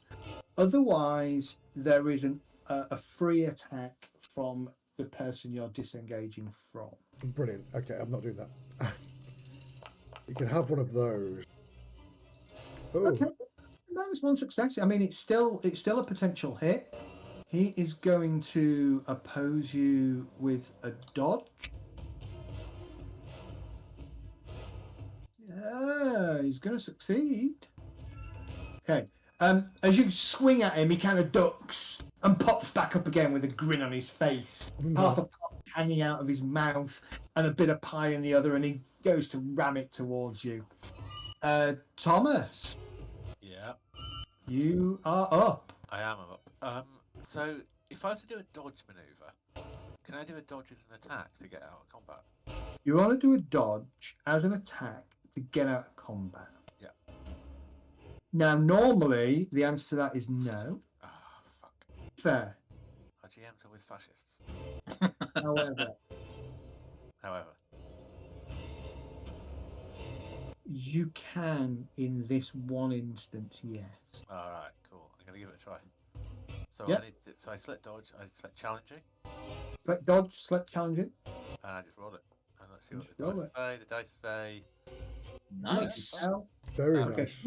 he's going to oppose you by swinging at you. So my intention is to basically pile into this stall behind me. Yeah, you and can kind of move to accidentally your... knock people over and maybe knock the cash on the floor. Okay, go for it. And in a fist fight, and you're looking at stealing while in the fist fight. Yeah, fair enough. Okay. You're going to throw yourself into the stall and try and Yeah. kind of duck down and hide. Okay, I'm that's taking fine. cover. I'm taking Yeah. cover. That's fine. That's your action Then this your lip, turn. Gary. In which case, he's going to go off and do his own thing over there. Start wailing on somebody. Right, brawling horde against Medi. At the end of this combat round, we're going to take a quick 10-minute break. Because I need to set something up, and then we will come back. The combat tracker doesn't show us how injured anyone is. No, It's not meant to. Mouse Is over it? people though. no. No, Right. it shows Yeah, you. that's a fair point. We're not in a Because party.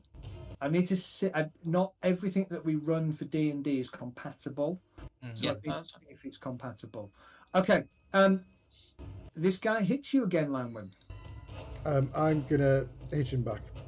Okay, go for it. Good lad.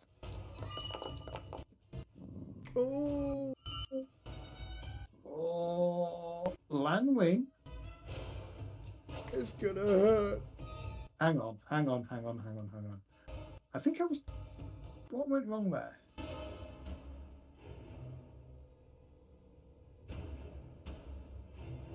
That seems all right. Yeah, Lanwin Balderland won against Lanwin Balderland. I don't understand Oh, I why. see. Are you brawling yourself? Oh, I didn't select the target. Sorry. No, you don't need to select the Oh, target. okay. Let's start this combat again. Let's ignore all that. Okay, let's start this again. Right, he's going to target you, and he's going to try and hit you with his fist. He's going to roll and succeed by 1 success level. Right, you on your character sheet, Yeah. you I've have got- brawling horde, so just hit your opposed whatever test you're doing. So unarmed. Yeah, you don't need to select anything. It's a challenging roll. You succeeded. You got 1 success. He got 1 success. Technically, defender wins, so no damage. Whew. Okay. Volquin. Hello. Yeah. That was very. This guy is it? Let's scroll in. This guy. He tried to hit me and he failed last time. Yeah. And I'm gonna just burst out in laughter. Okay. And then while I'm laughing, I'm gonna poke him in the eye with my finger. Okay. Go for it. Nice. Target him as always. Yeah. So I've targeted him. Roll on your combat tab. So combat, and then it's Where it says melee weapons, you've got the fist icon. Use that for your unarmed. it's challenging note, isn't it, that I need to use? Challenge ignore, yes. So let's see if I've done this right. You have, but you didn't do very well on your roll. Oh. Now, it doesn't mean you failed, but it's not great. Do you want to use a fortune point to re-roll? Yeah, if you don't mind, yeah. On the card where you've rolled, just right-click the card and use fortune point to re-roll. Sure. Beautiful. Yeah. Look at that. That's a nice forefinger in the eye. Okay, he tries to bring his hand up quickly to try and parry you. Whilst he does a pretty good job, it doesn't beat you. He doesn't beat you. So it's kind of like you put your fingers between his hand and still catch him in the eye, doing 1 point of damage in total after his toughness bonus has been applied. But that gives you an advantage, which is good. Mm-hmm. Right. Against Elgas, he is going to kick out at you. He's not going to do very good. You're opposed. So, does my advantage count on the opposed roll? Yep. Okay. Should automatically apply, shouldn't it? And it automatically applies. And if you beat the opposed roll, you'll gain another advantage. Look at that. Success by 1. So you beat him. Good. So you beat him. So that should give you 3 advantage. No, because my initiative's not high enough. Oh, is it not? My initiative's at only 26. Got it. Okay. So it's kept at 2 anyway. All right. So does the Foundry automatically cap that, Zed? Correct. Yeah. Yeah. Perfect. That's Brilliant. This Foundry module is freaking awesome. Okay. He's gonna challenging fight back against Lanwin. He's gonna roll awful, but he's gonna continue the attack. Lanwin, you get to on your character sheet. You now get to oppose with either your fist or your dodge. Again, it's up to you. I think Volquin should do that. Volquin, sorry, not Volquin. My apologies. I'll get names right in a minute.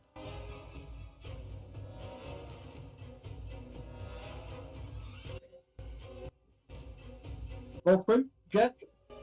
Sorry, I'm with you. On your combat tab, you're being attacked. Again, you can pose with your fist, or you can use the arrow to dodge. I think I'm going to see if I can dodge. So let's click on there and roll that. Ooh, not sure that's 24. going Now, it's a shame you didn't attack because you would have scored a critical. However, you succeed. You throw yourself to one side, kind of dodging around him with continuing that laughter as you're starting to enjoy yourself in this fight. Okay. At this point, at the beginning of round 3, let me just see what it's asking me. Not accrued, no combined. Has accrued advantage this round. There's no advantage to lose. Reduce advantage by 1. Okay, we're going to take a quick 10-minute break. Okay. Grab drink, whatever. Back at 10 past, and we will continue. A couple more rounds of the fight before we kick into the next section. Okay. Cool. I think it's starting to come together now, Zed. I think I kind of know how it works. Yeah.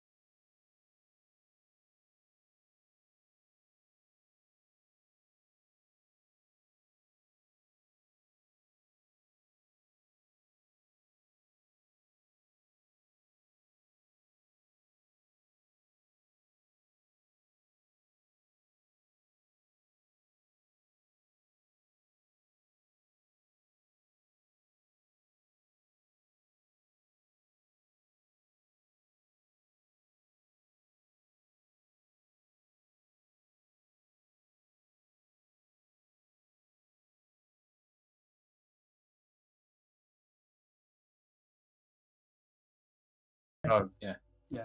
Bear in mind, my Ev- toughness is low actually for then in that Your case. toughness isn't bad. You've got 40s. And toughness. No, my toughness is 27. Oh, Really? yeah, 29 actually, It's Dark. Rembrandt that's tough as old boots because he rolled a high score and they've Oh got the yeah, talent extra I tough. put 2 into it, didn't I? yeah, that's why I was saying Rembrandt can't be hurt because you've got your toughness bonus plus your armor plus your other level of armor and the shield when you're Yeah, not. but Kath, remember, I tend to roll 90s. Yeah. Well, that's okay. They can't hurt you. Well, They just can if they don't start hurt you. using stabby weapons? Yeah. Yeah, things change when you start getting weapons that do a base of 7 plus strength bonus as a base. You know, having 6 points of armor and a shield suddenly. It allows you not to die instantly, but Yeah. Yeah. doesn't help. How many times my warrior priest falls over in one round of combat when somebody hits him with a great sword is ridiculous. Don't get Yeah. hit by a great sword then. Don't get hit by great swords. Tops it. But even at what we're about 500 XP in now. No, sorry, we're 2,500 XP in. I still get downed in one round sometimes. Yeah. You know, I'm tier 3 warrior priest. I'm freaking hard, but I don't have the right. I don't have enough encumbrance to wear lots of heavy armor. Yeah. And I use a slow weapon, which makes it awful. Okay. All right, is everybody back? That was a question, actually. I was going to ask Zed, can I get a one-handed Warhammer later on if I go that way? You absolutely can. It doesn't hit anywhere near as hard as a two-handed one, but No, but it doesn't have slow. slow seems awful. So the other thing to just point out, right? Magic items do exist, but they're rare. So you won't, again, it's not D&D, right? So whilst magic items do exist, you won't be all finding magic items regularly. There are 1 or 2 that you'll come across. They'll Okay. probably all be corrupted anyway. Assuming that we're all back.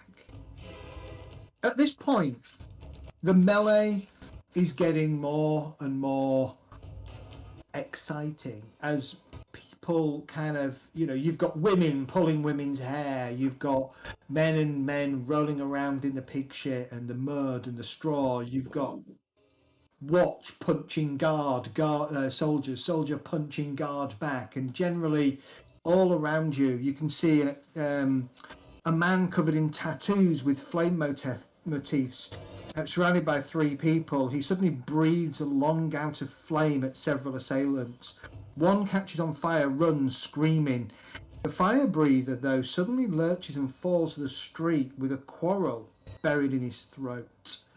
I would like Ella and Thomas to make simple perception rolls, please. I can do that. I'm professional. So it's a difficult minus no penalty. So it's a straight up challenging perception test, please. Perception test. Yes. I'm going to re-roll that. Okay, right click if you want a fortune pointer. By all means do so. Nice. Nice. It's cool. We got it. Oh right. Okay. From underneath the tarpaulin of this sort of tented wagon that you're about to start rummaging through, you kind of glance up and you watch sort of in this direction. The fire-breathing guy who is back to the fountain. You notice sort of over here, a man starts to move backwards out of the crowd, a crossbow in his hand. The thing that catches your attention is a single milky eye. Very quickly, though, you lose sight of him amongst a bunch of whirling, brawling individuals. Okay. Thank you.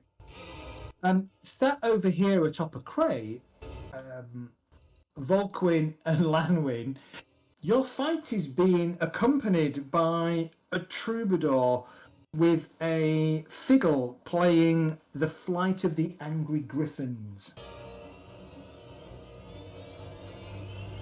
As this music is filtering and you're kind of fighting, you find yourselves, the four of you, the crowd that you're in here, your fights start to kind of time themselves to the music.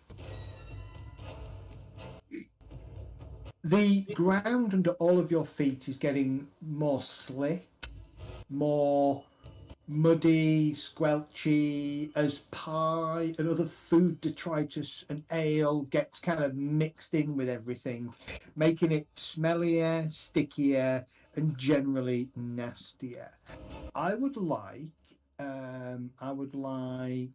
Lanwin, Volquin, and Rembrandt to make difficult -10 perception tests, please. Difficult. Okay.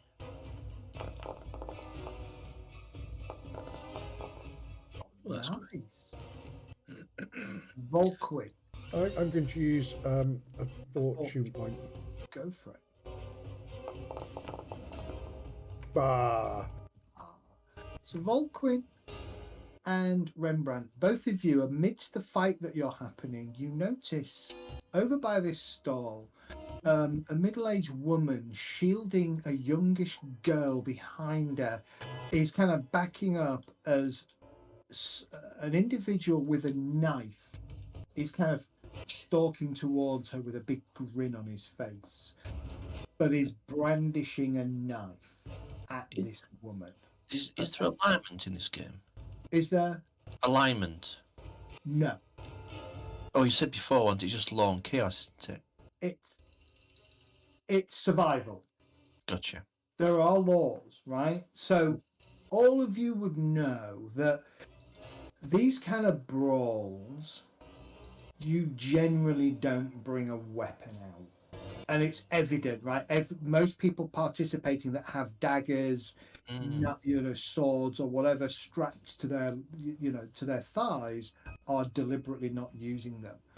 But from Thomas's perspective, you've witnessed somebody shoot a crossbow bolt at somebody, not a done thing. And both Volquin and Rembrandt, you're seeing this individual lurching towards this woman with a wicked grin on his face, brandishing a knife in a very threatening way. Elgast, you are up. Okay. Let's see if I can finish off this guy. Since he took a bit of a pounding last time, I'm hoping he's close to dropping.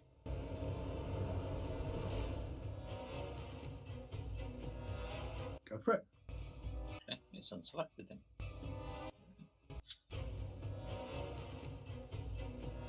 Yeah, he's not having a good time of this.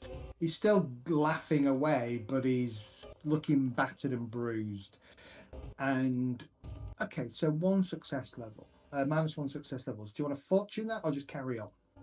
Well, unfortunate, I've not actually used one of those. So that's right click on there. Excuse me. Redraw. Better. Not great, but still better. He fights back with his fist, does absolutely horrendous. Yeah, and Ooh, Oh, nice.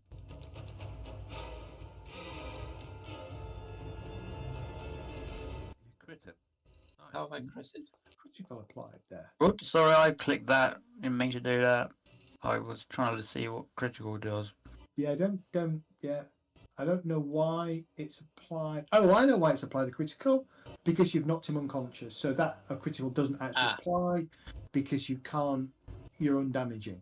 So he does collapse though. He does go unconscious. Actually, no, he doesn't. He goes prone.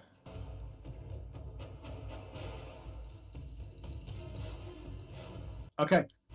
He goes down with an oof. And all you can hear is him groaning, and he's kind of cocooned himself up in that fetal position, rocking around in pain beneath your beneath your legs. So as far as I'm concerned, he's out the fight, is he? Yes, you do have movement left. That's what I'm thinking. Right, I shall move. 1, 2, 3, 4. So I'll move there Okay. to help. Rembrandt. That negates the advantage that the other side have on Rembrandt, which is a good thing. Okay. Awesome, thank you. The Brawling Horde. Okay, this one switches attention from Rembrandt to Elgast as Elgast closes in on him. He swings a fist at him. And yeah, -1 success level. Parry or dodge? Oh, he's. Oh, I've gone from one hitting someone to getting hit. Right. Okay. Yeah. I shall parry. Try and parry. Stop messing me about. Have I still got my advantage, even though I've changed targets? Yeah, you still have advantage. Okay. Yeah, advantage doesn't disappear when you change targets. Okay. Kind of like a momentum thing, isn't it? Yeah, exactly. Yeah, that's an absolute success. You basically parry him and block him and kind of laugh at him as he steps backwards, kind of eyeing you up. He reaches for a baguette behind him from the stall behind and brandishes at you. I'll point at his mate and say, "You're going to follow him in a minute." You laugh. Ella, you're up. Okay, well, I don't know what's going on the other side, so I've just got this guy. I don't even know if I've done any damage to him or not. Oh, yeah, you've done damage to him. I think it's good that you can't see how badly damaged they are. Keeps you guessing. Okay, I'm gonna try and knock him down. Really pissing me off now. Well, actually, can I use an intimidation against him? Yeah. To do what? To basically get him to back off. All right, go for it. Give me an intimidation roll. How do I do that? Challenging intimidation.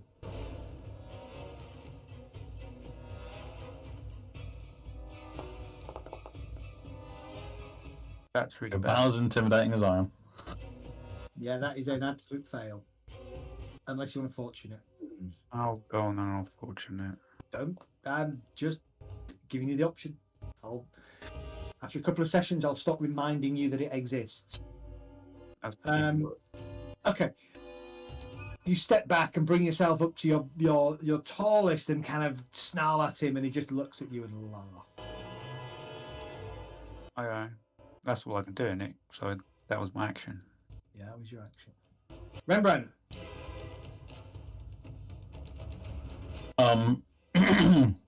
Hefting my shield and throwing caution to the wind. Yeah. I'm pointing in the direction of this fellow and saying to Elgast, just quickly and curtly, used to. I'm sure we've seen a bit of fighting on the roads or whatever in the last few months together. Just shouting in blade as I'm throwing caution to the wind and moving this way. You can make it. Again, normally you can't, but in this circumstance, you can dodge. I'm going to make it a hard dodge because you're dodging against 2 people. Okay, so what do I need to do? Just roll dodge at hard. So is there no disengage type thing then at all? Normally, you would burn. You would normally burn advantage, but it's slightly different because this is an intro combat. The complexities of combat. Oh wait, so did I just burn my mine because I intimidated rather than attacked him? You will do, yes. Oh, if I'd known that, I wouldn't have done that. Yeah. Okay. 1 success. Oh no, you failed. All right. So as you try and move away, we've actually he was engaged. Do you know what? He's going to have a. Just that one who's. Yeah. Would it be hard if I'm not overmatched? Because I'm only 1-on-1, really, aren't I? No, it wouldn't. But that would be a success then. Yeah, the one that's by me has attacked me. Be a success. Yeah. Okay. I'm going to let you get away. Yeah. Absolutely. You dodge out of the way. and dart towards this this individual with the blade. So I have movement speed 4. Does that mean I can move and then do something else? Correct. Yes. In which case, I'm going to shout at this fellow with the knife. Put up your blade, you damn fool. And I'm going to try and intimidate him. Sorry, I should have shared this with you. Actually, it gives you an idea of how fighting and stuff works. But you can. I'll set that. You should be able to see that in the reference sheets and handouts that you have access to. Okay, he looks at you and seems to ignore you. He's focusing too much on the woman. Okay. So can I attack him or intimidate him into paying attention to me or engage him? Smack him in the face with a shield. Well, that's what. Yeah. What can I do? That's my question. I haven't got a weapon in my hand, but I've got my shield out. So as you go towards him, he just glances over his shoulder and goes, "Mind your own business." Right, I'm going to try and tat him over the back of the head with a shield then. Yeah, go for it. I presume it'd just be a brawl attack. You can attack with your shield if you have a shield skill.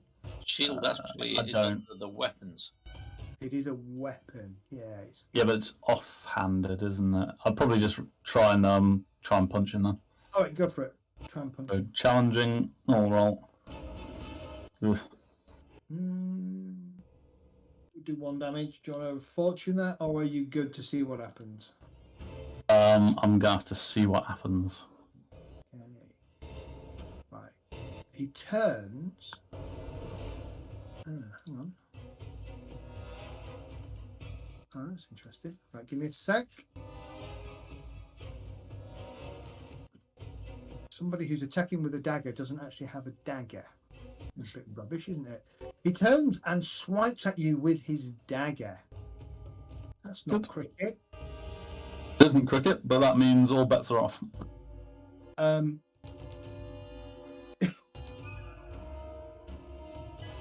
Well, he slashes in such a way that you immediately back off, kind of, and you think that hang on a minute, it shouldn't happen, and I've got my shield out, but I'm not using it, and then he overextends himself, fumbles, and drops he kind of overextends himself and slips in the mud. He will lose his next action. Fantastic. Brawling Horde. This guy. Yeah, let's have a look.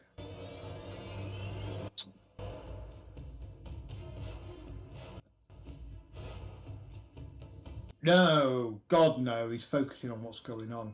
He charges into Elgast. Sorry, Elgast.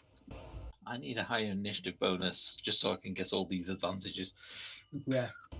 He's going to get an average attack because he gets a bonus for thingy in. Okay, oppose him. He's on -2 success levels though. He's not a great attack.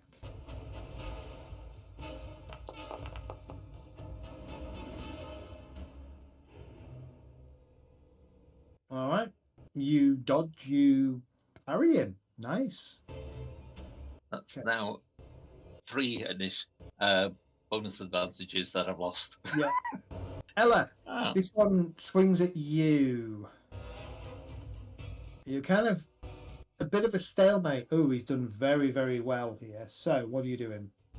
Dodging or parrying? I'll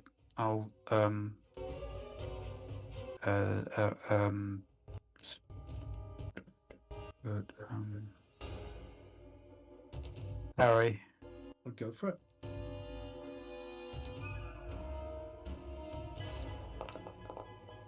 Nice. Beautiful. You actually.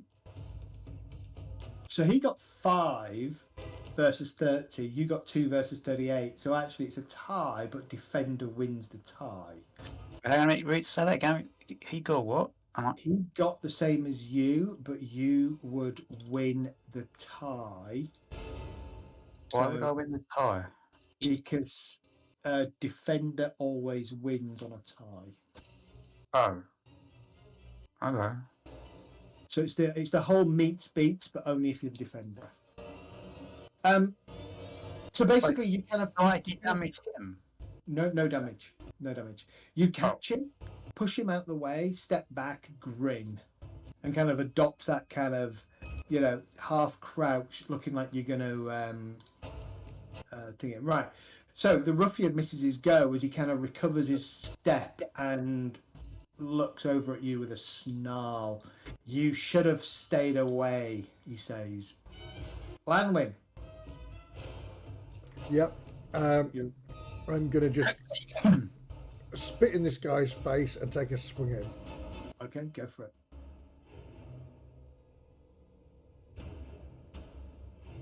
No pocket sand. No, I should have had that. Oh. Uh, Do you know what? I'm going to fortune that. Go for it. I would recommend using it, especially in combat. Oh. It's a little bit better. It's not amazingly better, but it's a little bit better. He parries back. Will beat you. So, that's evil. Okay, yeah, he beats you. And again, he kind of slaps your hand out the way, and he kind of laughs. He's enjoying himself, really enjoying it. Oh, bless him. Thomas, give me a perception test. Give me a perception test, please. Challenging. Has Rembrandt's actually hit either of these two that are now engaged? Oh yeah. Gave one of them a good clock for 9 damage. Right. That's what I'm targeting next then. Okay. Can you roll a d10, please? So at the very bottom of the chat box is a bunch of dice. You can click on one of the dice and roll it there. So just click on it. Oh, okay. First and foremost, give yourself 1 brass penny.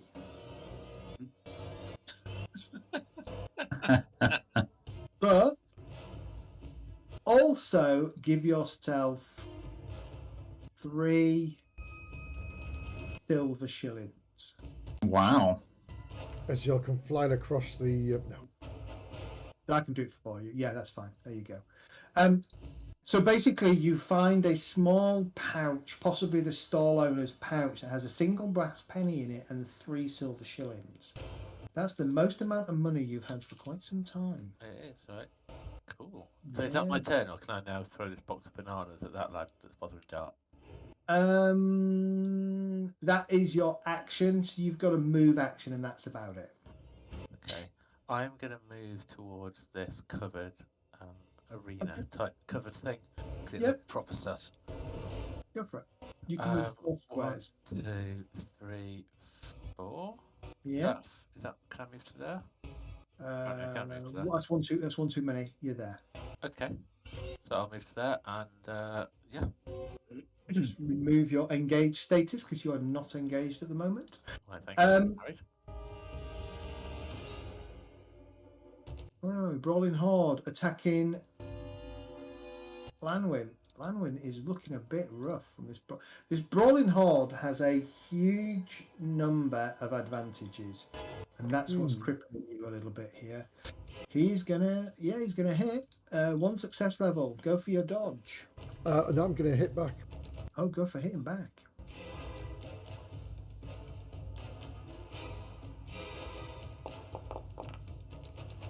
Nice. Very good. That is really good because That breaks his advantage, does it? breaks the Brawling Horde's advantage, and you gain advantage. Oh, thank you. As you kind of parry his blow and lamp him one in his body, probably with your knee or something. Yeah. Volquin, Do I have advantage currently? if you look on your character sheet, on Yeah. combat, it says advantage at the top, and you have 2. Advantage 2. Okay, so what I want to do Yeah. is use advantage to escape combat from Okay. this brawling horde. Yeah. I want to then run and charge the ruffian Okay. And as I approach the ruffian, I shall jump up in the air a little bit, and I'll bring down my fist on his head. All right. So I can do this then. I can go 0 advantage. And you can move and do exactly what you've asked for. So I'll be moving to there. Yep. And I select him. Yep. And then Yeah. So when you roll on your combat tab, when you roll your weapon, are you just lamping one? It's a fist right from above, right in his head. Pick the charging box. So I hit the charge. And your difficulty, because you're outnumbering him 2-1, becomes average. Where's the charge box? Oh, I So- see. I see. yeah, I see. yeah. Gotcha. And set your difficulty to average. And that goes to average. Yep. Okay. So let's go for this. Oh, Holy shit. Okay. This is going to be interesting. So he's going to oppose you. Is he outnumbered now, though? He's outnumbered. You rolled a Okay. double, so that's a crit. Right. do So I? you do 3 points of damage to his head. Literally, you can't get that any better, can you? So you run at him, you jump up, and you punch down onto his head. So you Do do I- 3 points of damage, but it's absorbed by his toughness bonus. But No. roll critical. Okay. How do I roll the critical? So where it's in green on your card, it says description success yes critical. On the If you click on that critical, it will See. roll on the table. Okay. As he hears you, he kind of looks over his shoulder, and you lamp him one square into his nose, causing blood to pour. Oh my goodness! Right, so he is going to get Mhm. bleeding. You broke his nose, nice. Bleeding. Stunned as well, I think, isn't it? Not necessarily. Oh, okay. If you notice, it says he makes a challenging endurance test. Ah.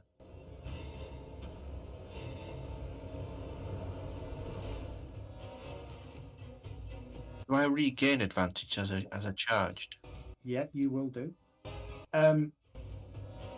He saying it's opposed, but that's fine. He fails, so he does gain stunned. And what else happens? We have a look. After it's healed, the next bit. Yeah. He's got and he gets 3 more wounds.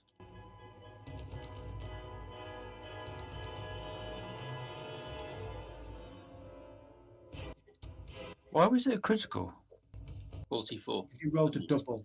So a double and a success is a critical. A double and a failure is a fumble. Oh, okay. All right. He is in a bad shape. Does he drop his knife or his dagger, or is that... He's stunned. Yeah, he would do. Gotcha. Might have money in him. Well, hang on. Does he? Doesn't say he drops anything. Okay. He just staggers and he's stunned. I would Yeah. like- Yeah. He puts his hands to his nose and stabs himself in the eye. Does the stun condition say what it does? That might drop it. Yes. I think you're able to take an action, isn't it? There you go. That is a stun condition.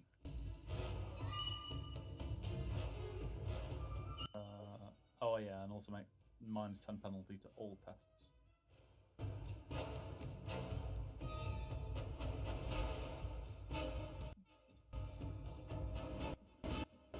Okay, that makes sense. Thank you. Yep. He's unconscious. Okay. Brawling Horde is going to probably leg it. He's had enough. Fight's not going his way. He's had enough. Okay. Next round. So Right. Which Elgath one- didn't gain advantage, so he's lost the point. Why didn't I? Should have got advantage because I managed to defend against 2 attacks. Yeah, I don't know why you didn't. Must have. And you also knocked someone out, didn't you? Yeah. Yeah. Okay. No worries. All right. I've given you it back. It's fine. Okay. Top of the round. Which Okay. one was it that's been hit by This one. top one? Yeah. That's the one I'm going to hit. Let's see if I can get 2 down.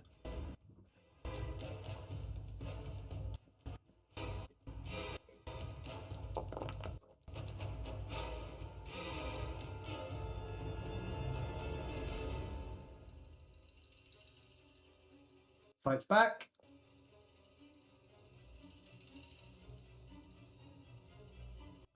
Takes 3 more points of damage. Still going, but he's really dazed and not in a good way.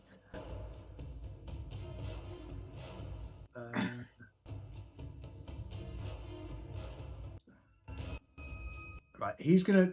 Do you know what? He's just gonna leg it. Yeah, he's gonna run. So I'm gonna give you a free attack against him.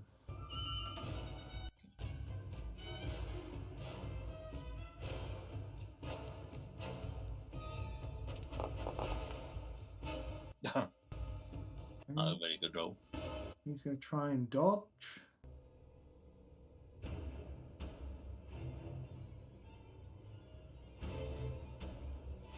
Yeah, he's going to succeed. He dodges out the way and he runs off kind of around this. Again, this is just representative of your personal battles here. Yeah. There is brawling going on. Although, I lost my advantage. Thomas, from your perspective, it is the crowds are thinning out. There are quite a few people lying in the mud, groaning in pain. Ella, you're up. Should I have lost my advantage there because he managed Correct. to dodge Yeah. running away? Okay. I'm just going to double check, but yes, you would have done. Right, okay. Next time I'll just let them go. I need to double check. Yeah, it's only failed test, isn't it? Yeah. Actually, what did you roll? 82. So that would have been a 0 success because you'd have had a plus 20 to that. Yeah.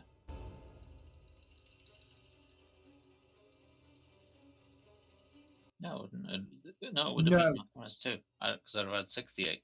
Yeah, no. Yeah, you'd already got the 20 bonus on it, hadn't you? Right. Yeah.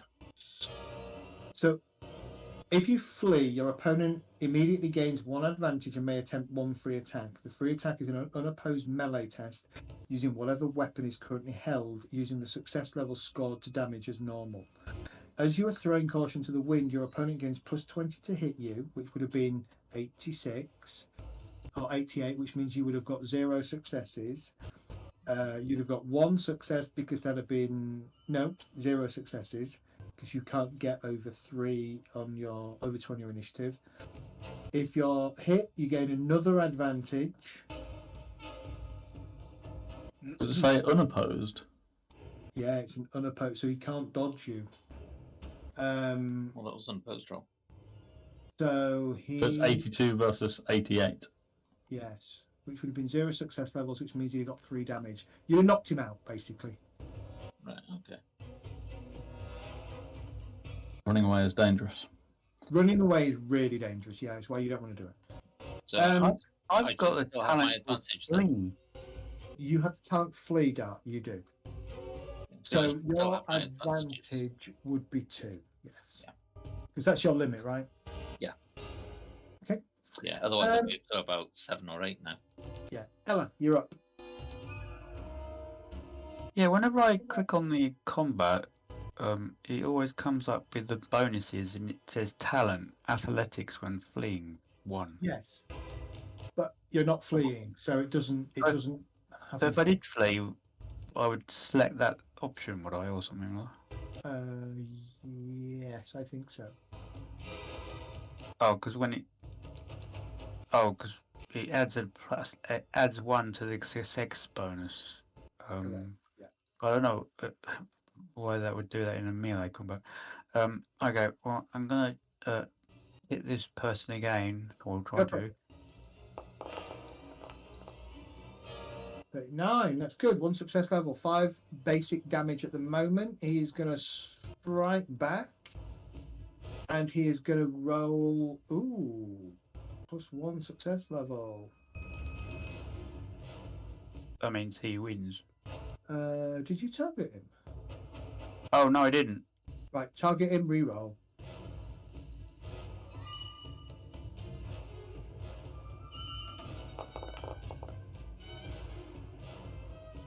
Nice, that's better.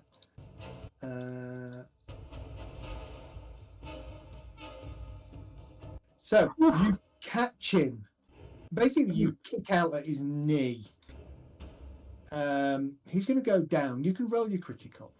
It's not really going to affect him. He's going to go unconscious. 28 would be a low blow. He would gain the stunned condition. I'm not going to roll because technically he's gone down. And yeah, he's unconscious. So you can move if you wish. Ah, okay. You have a maximum move of 8. I believe. 8. 8? Holy shit. Is that running? Sorry. Running requires an action to sprint. So moving allows you to move 4 spaces or 8 yards. Each box is 2, right? So Correct. Yeah. we've essentially got movement 4. I just On the plus highlighted side, my character and it showed that I've got a blue bar above me, head, and a red one below. I mean, an orange one below. Yeah, the Does that blue help? one above is probably Advantage, I'm guessing. advantage, yes. Okay. So I can move 4 squares. 4. Yeah. Well, move there. Okay. You continue dodging out of the way of people and the swirling masses around you. Yeah. Rembrandt. So this guy's still got his knife in his hand, hasn't he? Yeah, but he's kind of wobbling. He's got blood pouring down his face. He is looking pretty battered. I'm not going to pull a weapon on him then. I'm going to shout for the guard whilst trying to knock him out. Okay, go for it. So as he's stunned, I gain an advantage, don't I? When I attack him? Yes, I think it applies it automatically. Okay. So if I click on melee, I don't think it. Oh yeah, it does. It says target stunned. Yeah.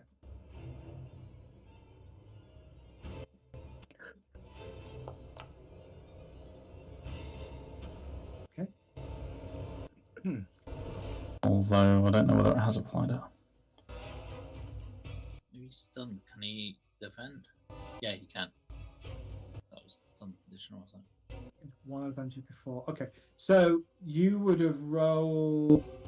Yeah, okay, so it didn't apply it. So in this instance, then we'll do this again. So go to attack him again. Okay, I've added 1 advantage. Add 1 advantage, yeah, and roll your attack. And then I roll my usual 90s. So Yes, roll your usual 90s. Even that 52. Well, that 52 would have given you. Okay, it's not as bad as you think. it's pretty bad. He can still defend himself at a -10. So he's going to do that. Hastily brings up his sword to try and.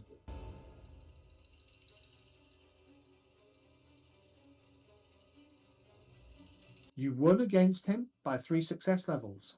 Oh god, poor chap. So he's going to take the damage.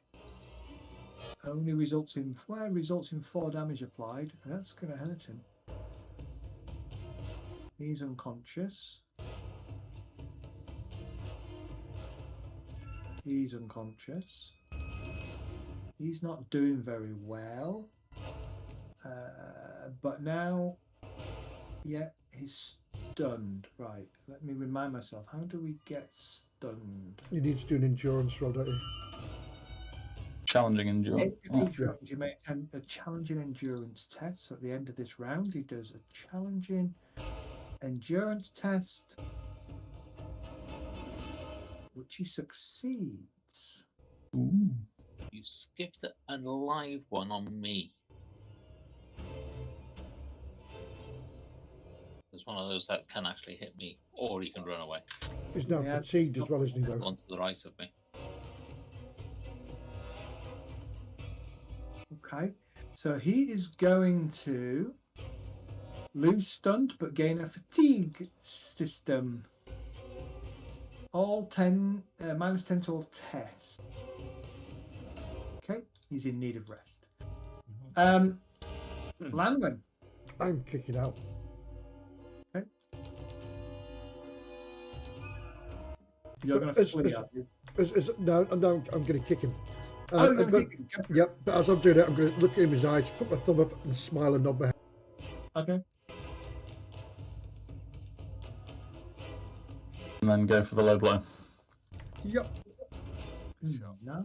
Nice, good shot, yeah.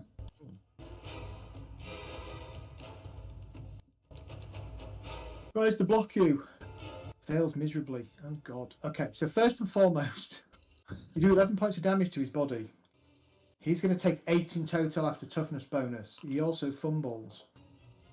He is going to miss his next action. It's not an amazing one, he just misses his next action. Oh, it's amazing to me. But that hurt him. Thomas, what are you doing? Excuse me, sorry, just eating a Jaffa cake. Say again? He's Yeah, eating he's Jaffa in cake. Okay. Only one. Right, Is that your action? remind me. The covered wagon that I'm next to. Yeah. This is where the carnival started. Like these guys rolled in and it all kicked off. Yeah. It's where some of the carnival was entertaining. The wagon for the carnival is not really on screen, but it's over here. Okay, so what's this wagon that I'm next to? So Okay, these are just it's a fruit seller's wagon and a general store kind of wagon. Okay. Everyone's kind of distracted by the brawl, right? Yeah. Cool. I might have a little rummage in the general store. Right.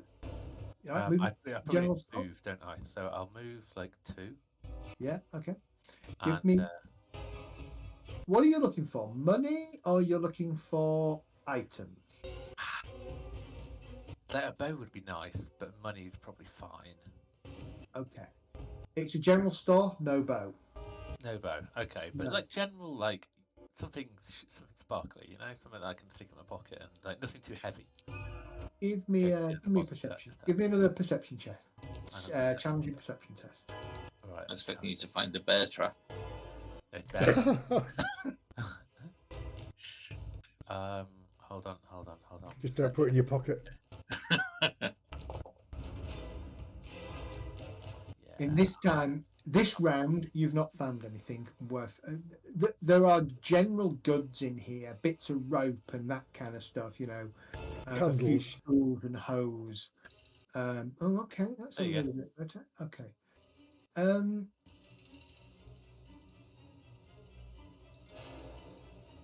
It's only +1. There you go. Maybe some cash. Okay, roll d10. That is D8, D10. Bop. So give yourself another shilling and 9 pennies. Thank you very much, boss. You're welcome. Uh, Brawling Horde trap. fights back against Lanwin. I bet it doesn't. You didn't stun him, did you? No, he missed his next turn. He fumbled, didn't He he? missed his next turn. Yeah, no, Yeah. he doesn't. You are absolutely right. He does not do anything against you. Whew. Walgrin, Okay, I'm going to pummel this guy again. you attack on a. Hang on, I need to remind myself what you attack on. You attack on an average because you are outnumbering him 2-1. Right. Oh, I so, forgot to do that on my attack as well, yeah. First of all, yeah, you did actually. First of all, you gain an advantage because he is still. Oh no, you don't. He's fatigued, so that doesn't affect him anymore. So let me just reduce that by that's a 1. Okay, go for it. So it's an average roll. Yep. Average Okay. roll. Yes. Let's go for it. 2 to 1. And we roll a 46. That's fine. 0 success levels, base of 3 damage.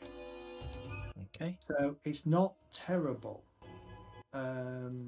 He's going to fight back With a -10. on a -10. Challenging roll. He's going to do horrendous. He's going to do... Oh, no. He's actually going to kind of hastily parry your blow away. Okay. Okay. Well, I'm going to continue pummeling this guy until he's unconscious. All of you hear the sound of heavy booted feet and a commanding female voice rings across the square. You are all under arrest. And immediately more Altdorf soldiers pile in and start dragging each of you apart. And over the next sort of half an hour or so, all of you find yourself clapped in manacles and marched to the barrack. Mm.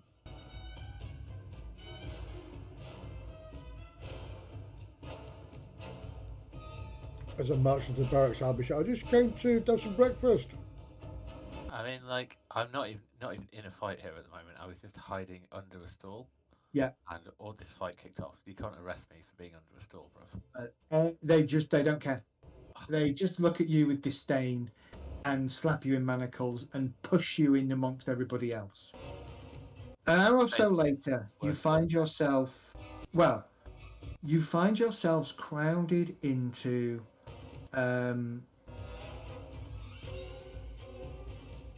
the watch barracks in the precinct district. So let's go to the precinct district so you can see where you are on the map.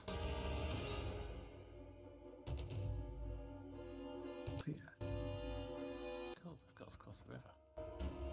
And that is the barracks. Friggin' idiot. Oh, that's the barracks. One of those two. All of you are shoved into a cell with a bunch of white-faced mime artists, 3 brilliantly garbed clowns, a halfling girl with a long handmade beard called Gerlindelallen, and an old mutant named Henroth. He has he's covered in shimmering gold metallic paint that's now flaking and leaving little trails of glitter behind him. His right arm is enclosed within a huge bedraggled tentacle made of felt and leather. Every now and then, when he thinks none of the guards are looking, out from the tentacle comes a small hip flask, which he takes a quick swig off and starts handing it around to each of you. And then the flask goes back into the tentacle. You effectively spend a night in the cell, cramped, very difficult to, get any sleep, any rest. The following day, not just that, but the smell makes you both hungry and nauseous, as you've got a mixture of mud and pie and ale just kind of seeping off everybody in your cell. For the next several hours the following day, various cellmates taken away in 1s, 2s. The rumours rapidly spread amongst the inmates that people are being fined and then let go after paying their fine. There are lots of accusations taking place amidst the various cells and the various people in the cells. The carnival saying, it wasn't us, bad for business, innit? Some of them blaming Altdorfers, others blaming Jungfreud supporters. Nobody is really talking. Any of the watchmen that participated in the brawl stand sullenly outside the cells, nursing black eyes or bruises in their face and their body, wincing as they move. Do you want to do anything whilst you wait? I'm just gonna make sure I stick with the Elgast, and that if we're offered any opportunity to explain events, that we do so. Can I make a gossip roll with the carnival people? Yeah, go for it. Give me a gossip roll. Carnival. Yeah, give me an average gossip roll. Alright, I think I can do that. Gossip, average.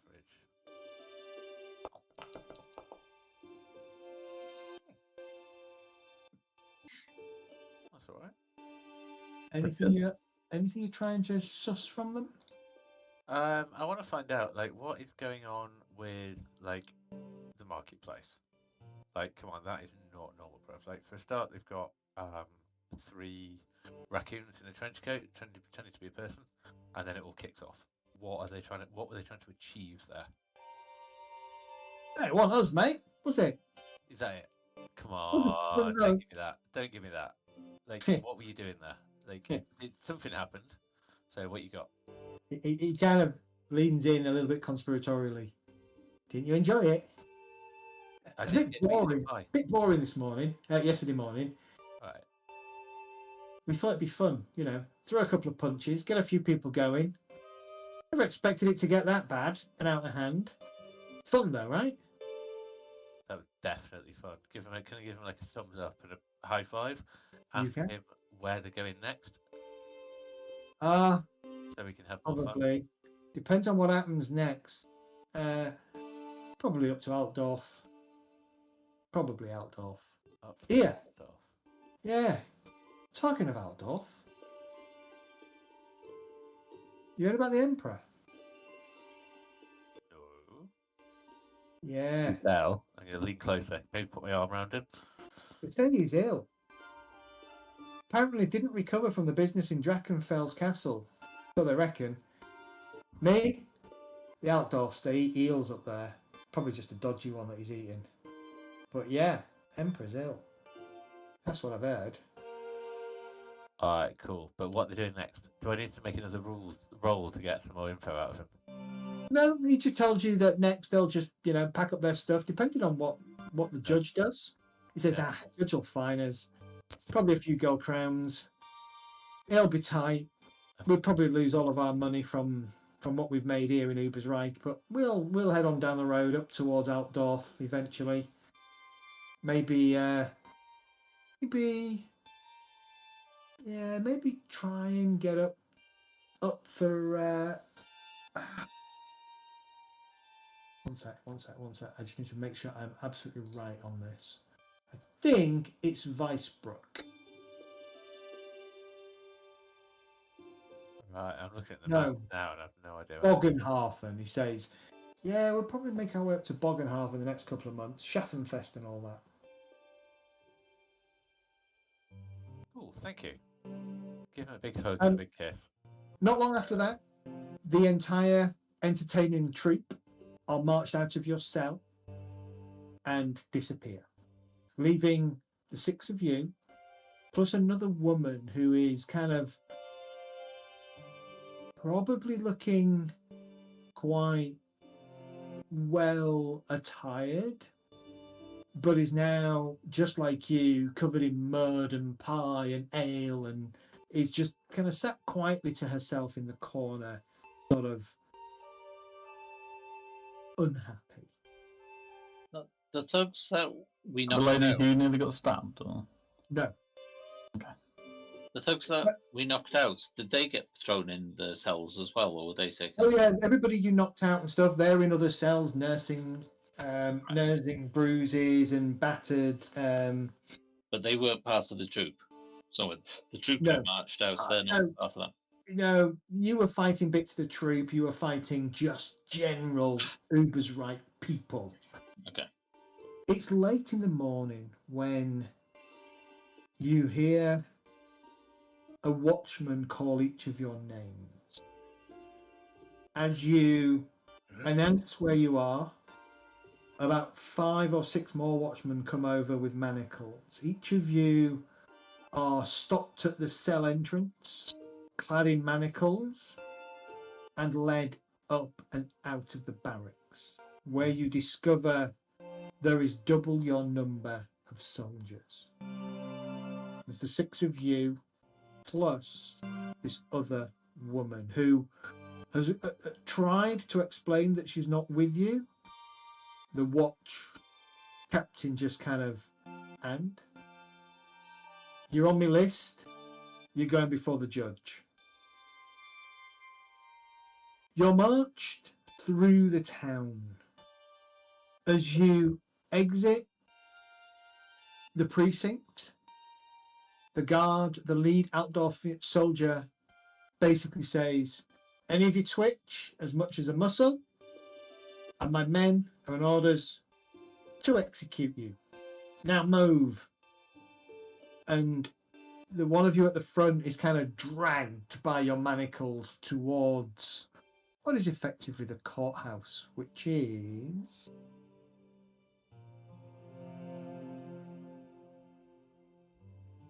well, it's Ubersreik Town Hall, which is the east side of the market.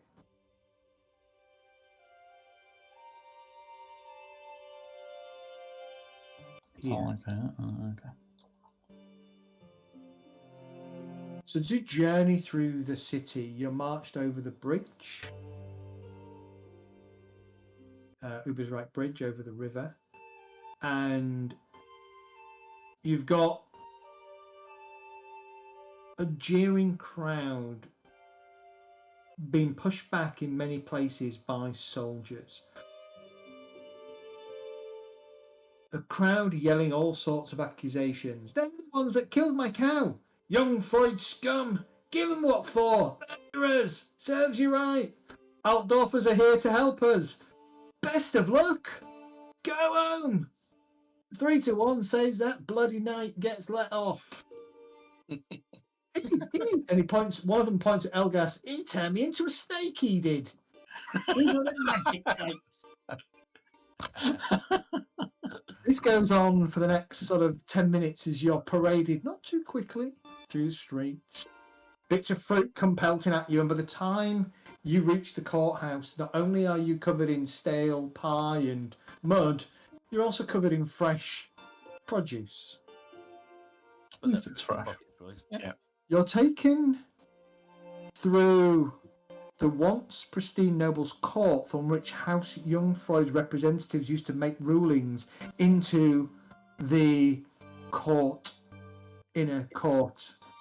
You can see the stone walls of the court itself scarred with recent marks of the recent Jungfreud-Altdorf conflict, bloodstains showing in several places where clearly somebody met an unsavoury or nasty end. The walls are aligned with Altdorf soldiers, makeshift benches installed on the upper balcony for people to watch. An elaborately robed judge draped in black and red, wearing a long white wig, sits upon a high dais peering down. A small pair of spectacles sits upon a long beak-like nose. He leans forward to study you as you are brought in with evident interest. This, those of you who are local know to be the Right Honourable Judge Melliot. A hard man, but generally considered fair, at least for an Empire judge. Are these the accused? The clerk looks. My lord, indeed, before you, you have, where are the actors? Where are my actors? My list of people. Elgast Meerman, Ella Blatt, Lanwin Balderland, Rembrandt Tockstein, Riding Horse? No, sorry. Thomas Jacobin, Volkwin Kunsk, and Gaiman Gotals.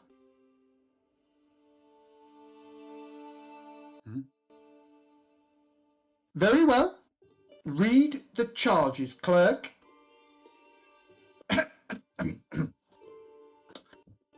This small weasel of a man stands up. Again, a black robe, stares intensely at you. You stand accused of destruction of private property, disruption of commerce, inciting a riot, contributing to general lawlessness, and murder. The judge looks from the clerk to each of you. How do you plead? Innocent. Not guilty. Not guilty. Just as you begin, a female voice, the door bangs open behind you. A female voice, don't say a word! Your pardon, Your Honour, but I need a brief recess to consult with my clients before they say anything they'll regret. The judge looks from you to this newcomer, a woman. Give You you. recognise her? I'm just going to show you what she looks like, my good sir. We have met. Did you call out someone else's name that isn't in the party or somebody else? Yeah, the woman that was in Yeah, the cell the with woman. us. There was Was another that, woman is in that the the one cell. that was was being stabbed Nope. by that other bloke? Oh, Nope, okay. totally different person. But you meet them next week. Correct. You meet her next week, hopefully. This woman stands sort of between you and the judge. The judge.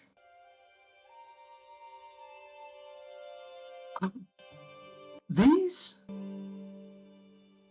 Really, Osana?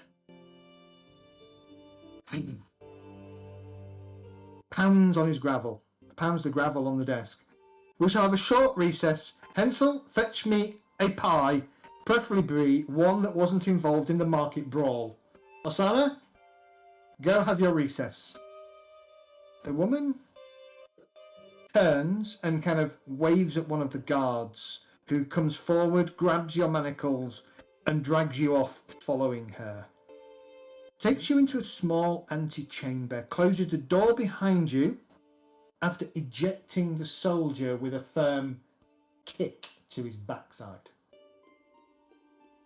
I like Well, her. seems we're in a spot of trouble, eh? I am Barrister Asana Winandus, but just call me Asana, hey?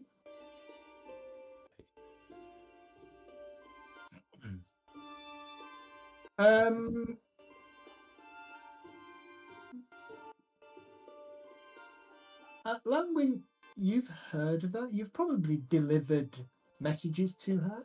Mm-hmm. She is a prominent barrister of the Reichland who typically handles cases of the wealthiest merchants, partially trained by the cult of Verena. And that's obvious because in her robes she has the owl symbol stitched into her robes, a favoured symbol of Verena, goddess of justice, law and knowledge. The other thing here, of course, is though, she generally only represents wealthy clients.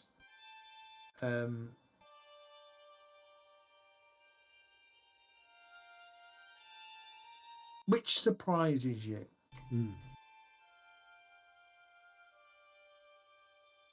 Why are you here to help us? I mean, we were innocent, but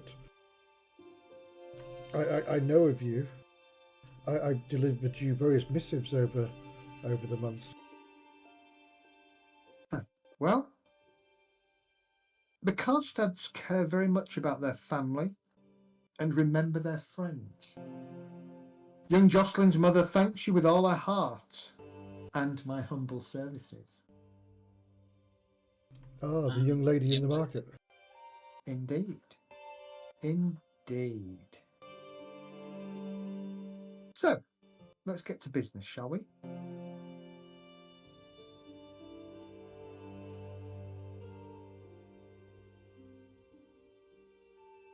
They're trying to lay the whole of the riot at your feet. Says here you started the brawl, attacked soldiers, near ransacked the town and, oh dear, killed Foston the Fiery. Children will never forgive you for that one, will they? Who is this person? At that point, she kind of reaches over and pats Lanwin's hand.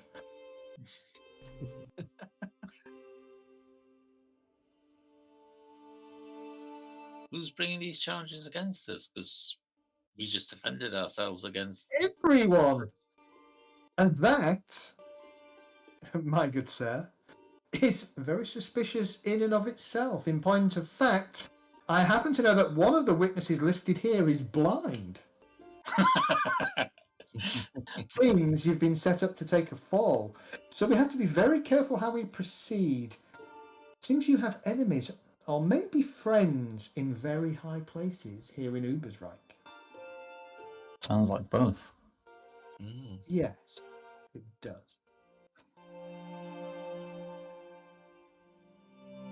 Sounds like someone's fomenting chaos. Isn't everybody? Isn't everybody? But, yes. Chaos. That's what they're accusing you of doing.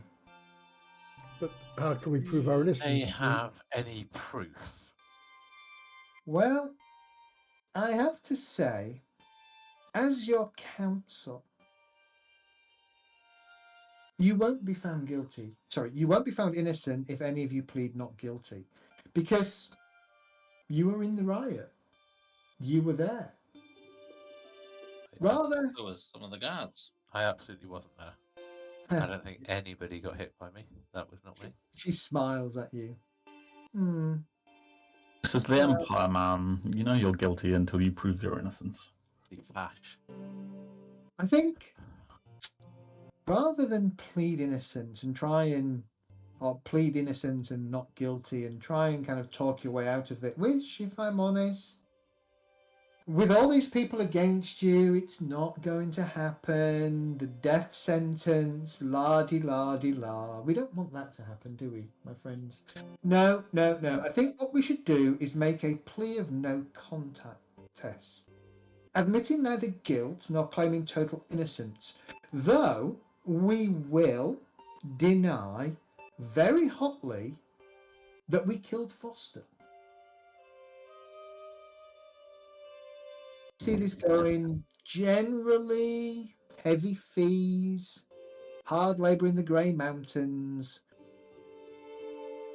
but I have some sway with the court. And you know, Ubersreik has been requesting to support the Watch in these trying times as it's been severely depleted. Can I just ask my fellow adventurers here for a moment? That some woman we've never met has just come out of nowhere after a brawl that we didn't start to explain that we won't die if we do what she wants us to do. Mm. Is this how adventures start, isn't it? It's not a smile. It is exactly how I said. Or do we want to yeah. fight her? Like, Yes. do we want to go against her, or should we just see where she takes us? This is called being a pawn in somebody else's intrigue. Yeah.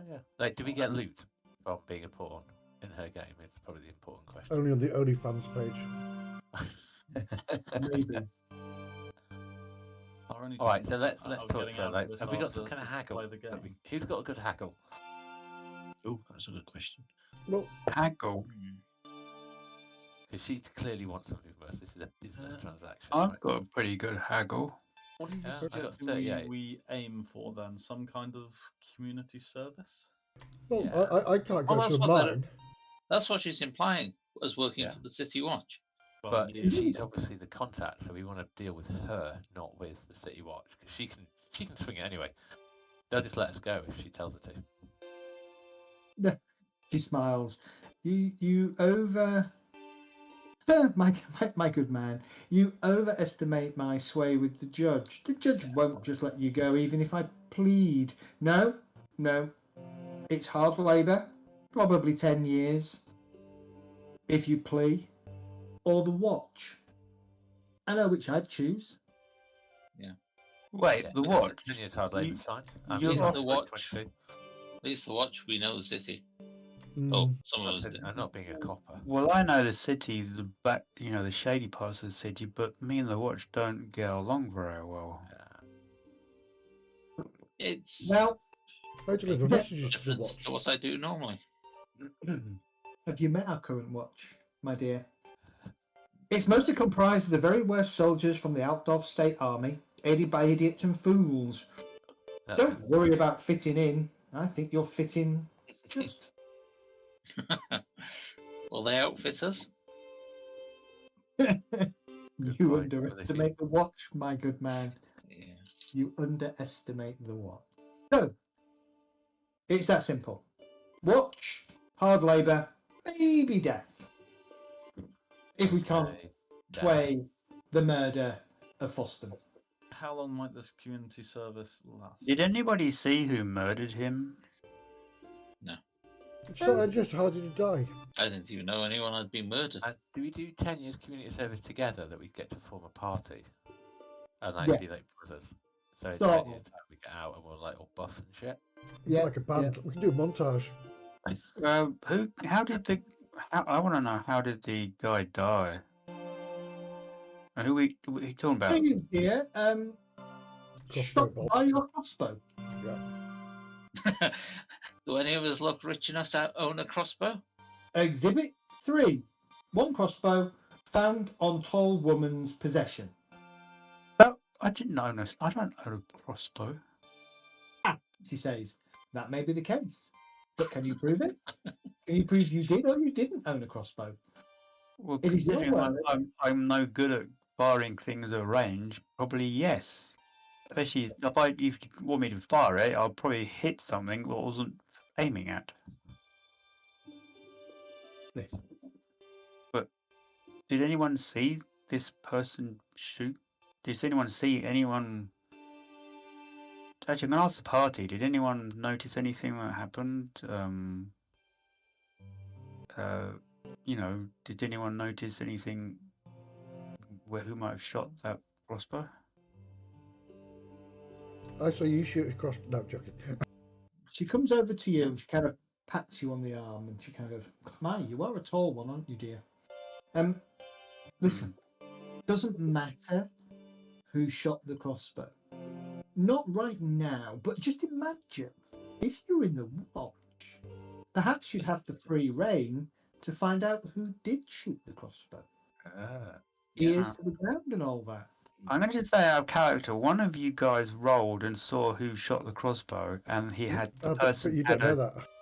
Yeah, I don't know that, but somebody does in the group, and I'm just going to get them. And they're not giving that information. So They're not giving that information at this point. They don't have to. So, Right, fine. In the watch, would we have a commander, or would we have our own command? she laughs I'm at that. laughing at that question. Doesn't really say anything. Well, if the watch is incompetent as it sounds, we'd probably work our way up the ranks pretty damn quickly. Yeah. I like Well, it. we So agree. I'm down for joining the watch. I'd love to be. I'll be a fly in the ointment later on. And there's It'd definitely be quite gonna interesting people joining the Watch watch. is more or less What what I'm doing, but on a Yeah. smaller scale. And you know we- what? It's what Maybe. the one. We will need to make the GM. Joining the watch might be quite interesting for me, actually, to be honest. Considering Make it corrupt. I'd rather join the watch than chisel rocks. Yeah. I'm Yeah. not built for chiseling rocks. She Me neither. smiles. Very well. We agreed that I'll do the talking with the judge. Yes. yeah, Agreed, my lady. The GM. Oh, sorry, yes. Okay. With that, you're taken back before the judge.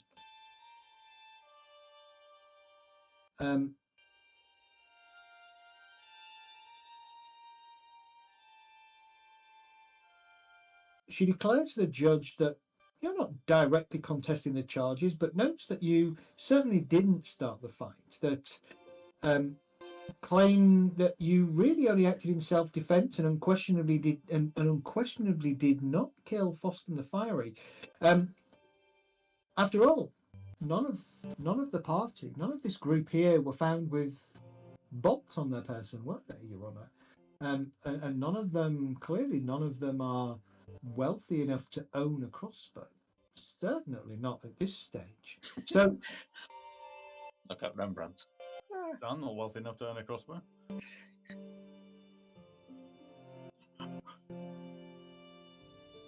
She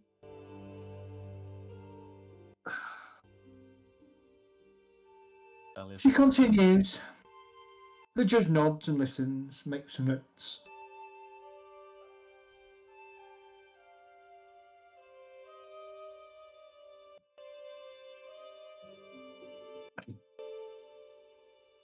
He waves your barrister forwards. There's a few moments of quiet conference between the two. And then he kind of looks up. It seems fairly unlikely that these gathered here managed to assault the entire marketplace on their own. However, we commend them on not bothering. However, we also commend them on not bothering to waste court's time on frivolous protestations of innocence. Thus, the court is inclined to be merciful.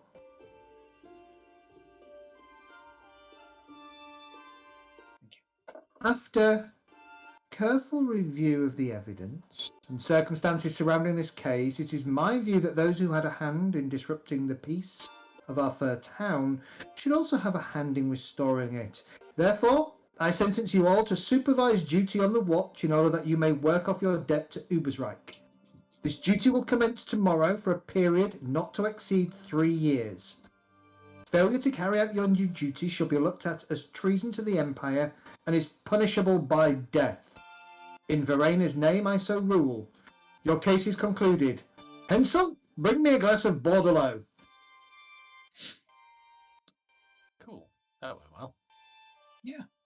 At that point, Asana grins as you and makes a slight bow to each of you. As she kind of walks over to you, she whispers quietly, "Years of supervised duty is immensely preferable to an immediate noose. Besides, give me time. I may be able to work an alternative to this at a later date.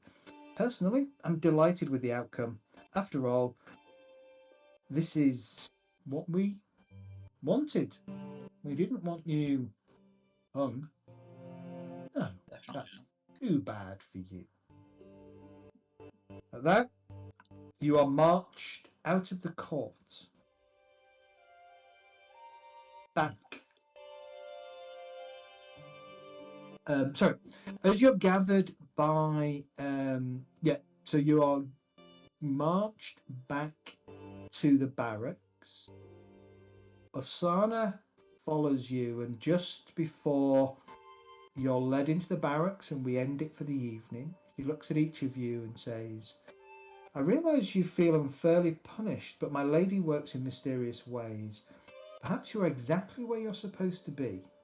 What you make of this experience to you. My office is in the east end of the Merchant's Quarter, a stone's throw for the Morganzite money, should you need my services again. Good day, ladies, gentlemen." She bows and moves on. And bow back at her. You are led into the barracks, where you are unshackled. You are pointed at various bunks, and the watch sergeant says, "Get some rest. You'll need it for tomorrow. Wake up 7 a.m. and don't try to leave. The doors are guarded and locked." Do you have any food?